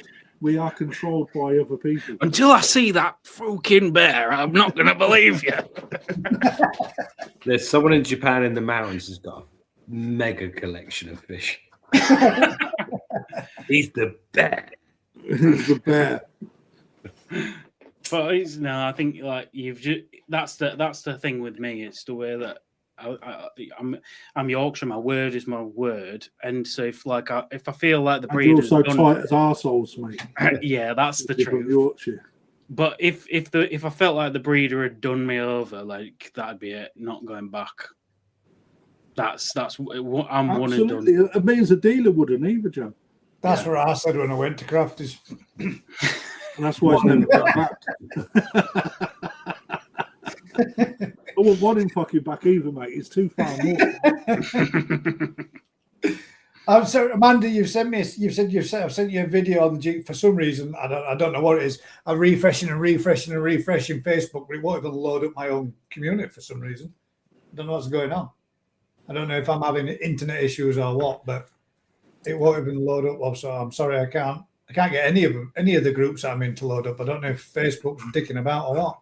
Guys, did you get your email from us? I did, mate. Yes, yeah, I did. I just need to sit down and have 5 minutes, mate, and get it sorted. Well, you've got a loyalty code now of GKP for anything on the competitions. If they put that in, there you go, guys. When they're buying tickets, they will get a percentage discount. So if any of you didn't know, there is a loyalty code now that you can use for Perfect Practice Competitions page, which is the GKP. So Can make you sure use you get that one used. What's what? Can you use multiple? If I type GKP and then Lee. Another one, and then another one, and another one. Can you get them all stashed in? No, you got to pick whoever you choose. So you put all of them in, and you get money back. Crafty owes me 20 quid. Just check it. If you're selling filters for does Crafty get an instant win though from us? He comes round to our pond. Yeah. Right then, ladies and gents, this has been an eventful evening. Been abusive, I think. I just want to say, like, massive thank you for having me on and allowing me to plug my mag, like to honestly, strangle yourself. And to strangle myself, and I feel like I did a good job of entertaining everybody. I hope I didn't upset anybody, but like massive thanks to Gaz for letting me come on and say my piece and stuff with the mag. It's been really nice. I've enjoyed it. Good luck with it, mate. Really, honestly, truly. You've definitely ironed out some creases. Good luck with it. Rick, thank you very much for joining us, mate. Can I just You're welcome, say, mate. Gaz, you can go on. Can I just say thank you very much for having me on and letting me plug Perfect Aquatics competitions. And I hope everybody still loves me lots. Rick, would you like to do a little cheeky plug? No, man. No, I'm all right. No, I'm too sat pissed. I'm too pissed. here. I've worked hard today. Well, I haven't actually. I've had an easy day. I'll give him a little plug. Guys, quality British bread Koi, New Forest Koi. There you go, guys. If you want to speak to Rick, give him a bell. In fact, just ring him tomorrow anyway, because he'll be so much Are spare time. you still coming on the 25th, Rick? Make sure you give him a bell. Rick, what were your number again? 24th. It's the 25th, mate. I'm coming up 24th. Every week. Usual thing, guys. If you've been enjoying, Gaz, 1 minute. One How minute. many times can you say, right, Guys. usual thing, guys, before we put in? Oh, mate, I knew that one coming. And until next time, guys, keep smiling. Crafty as a cricket bat. We'll see you on the next one. Good night, all.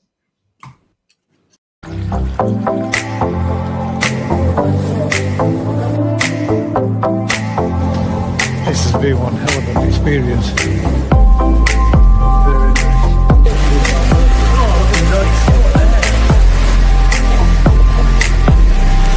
Have a look at that.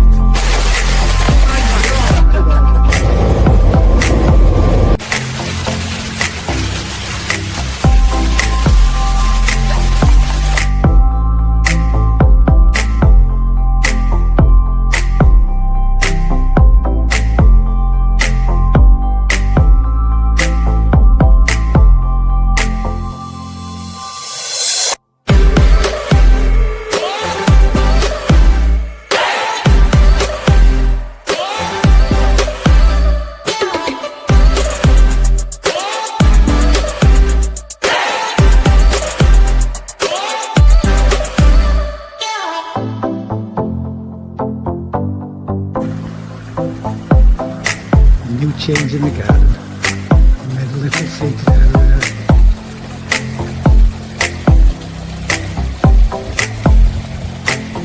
Into the little bush. So you can sit inside. And view the pond.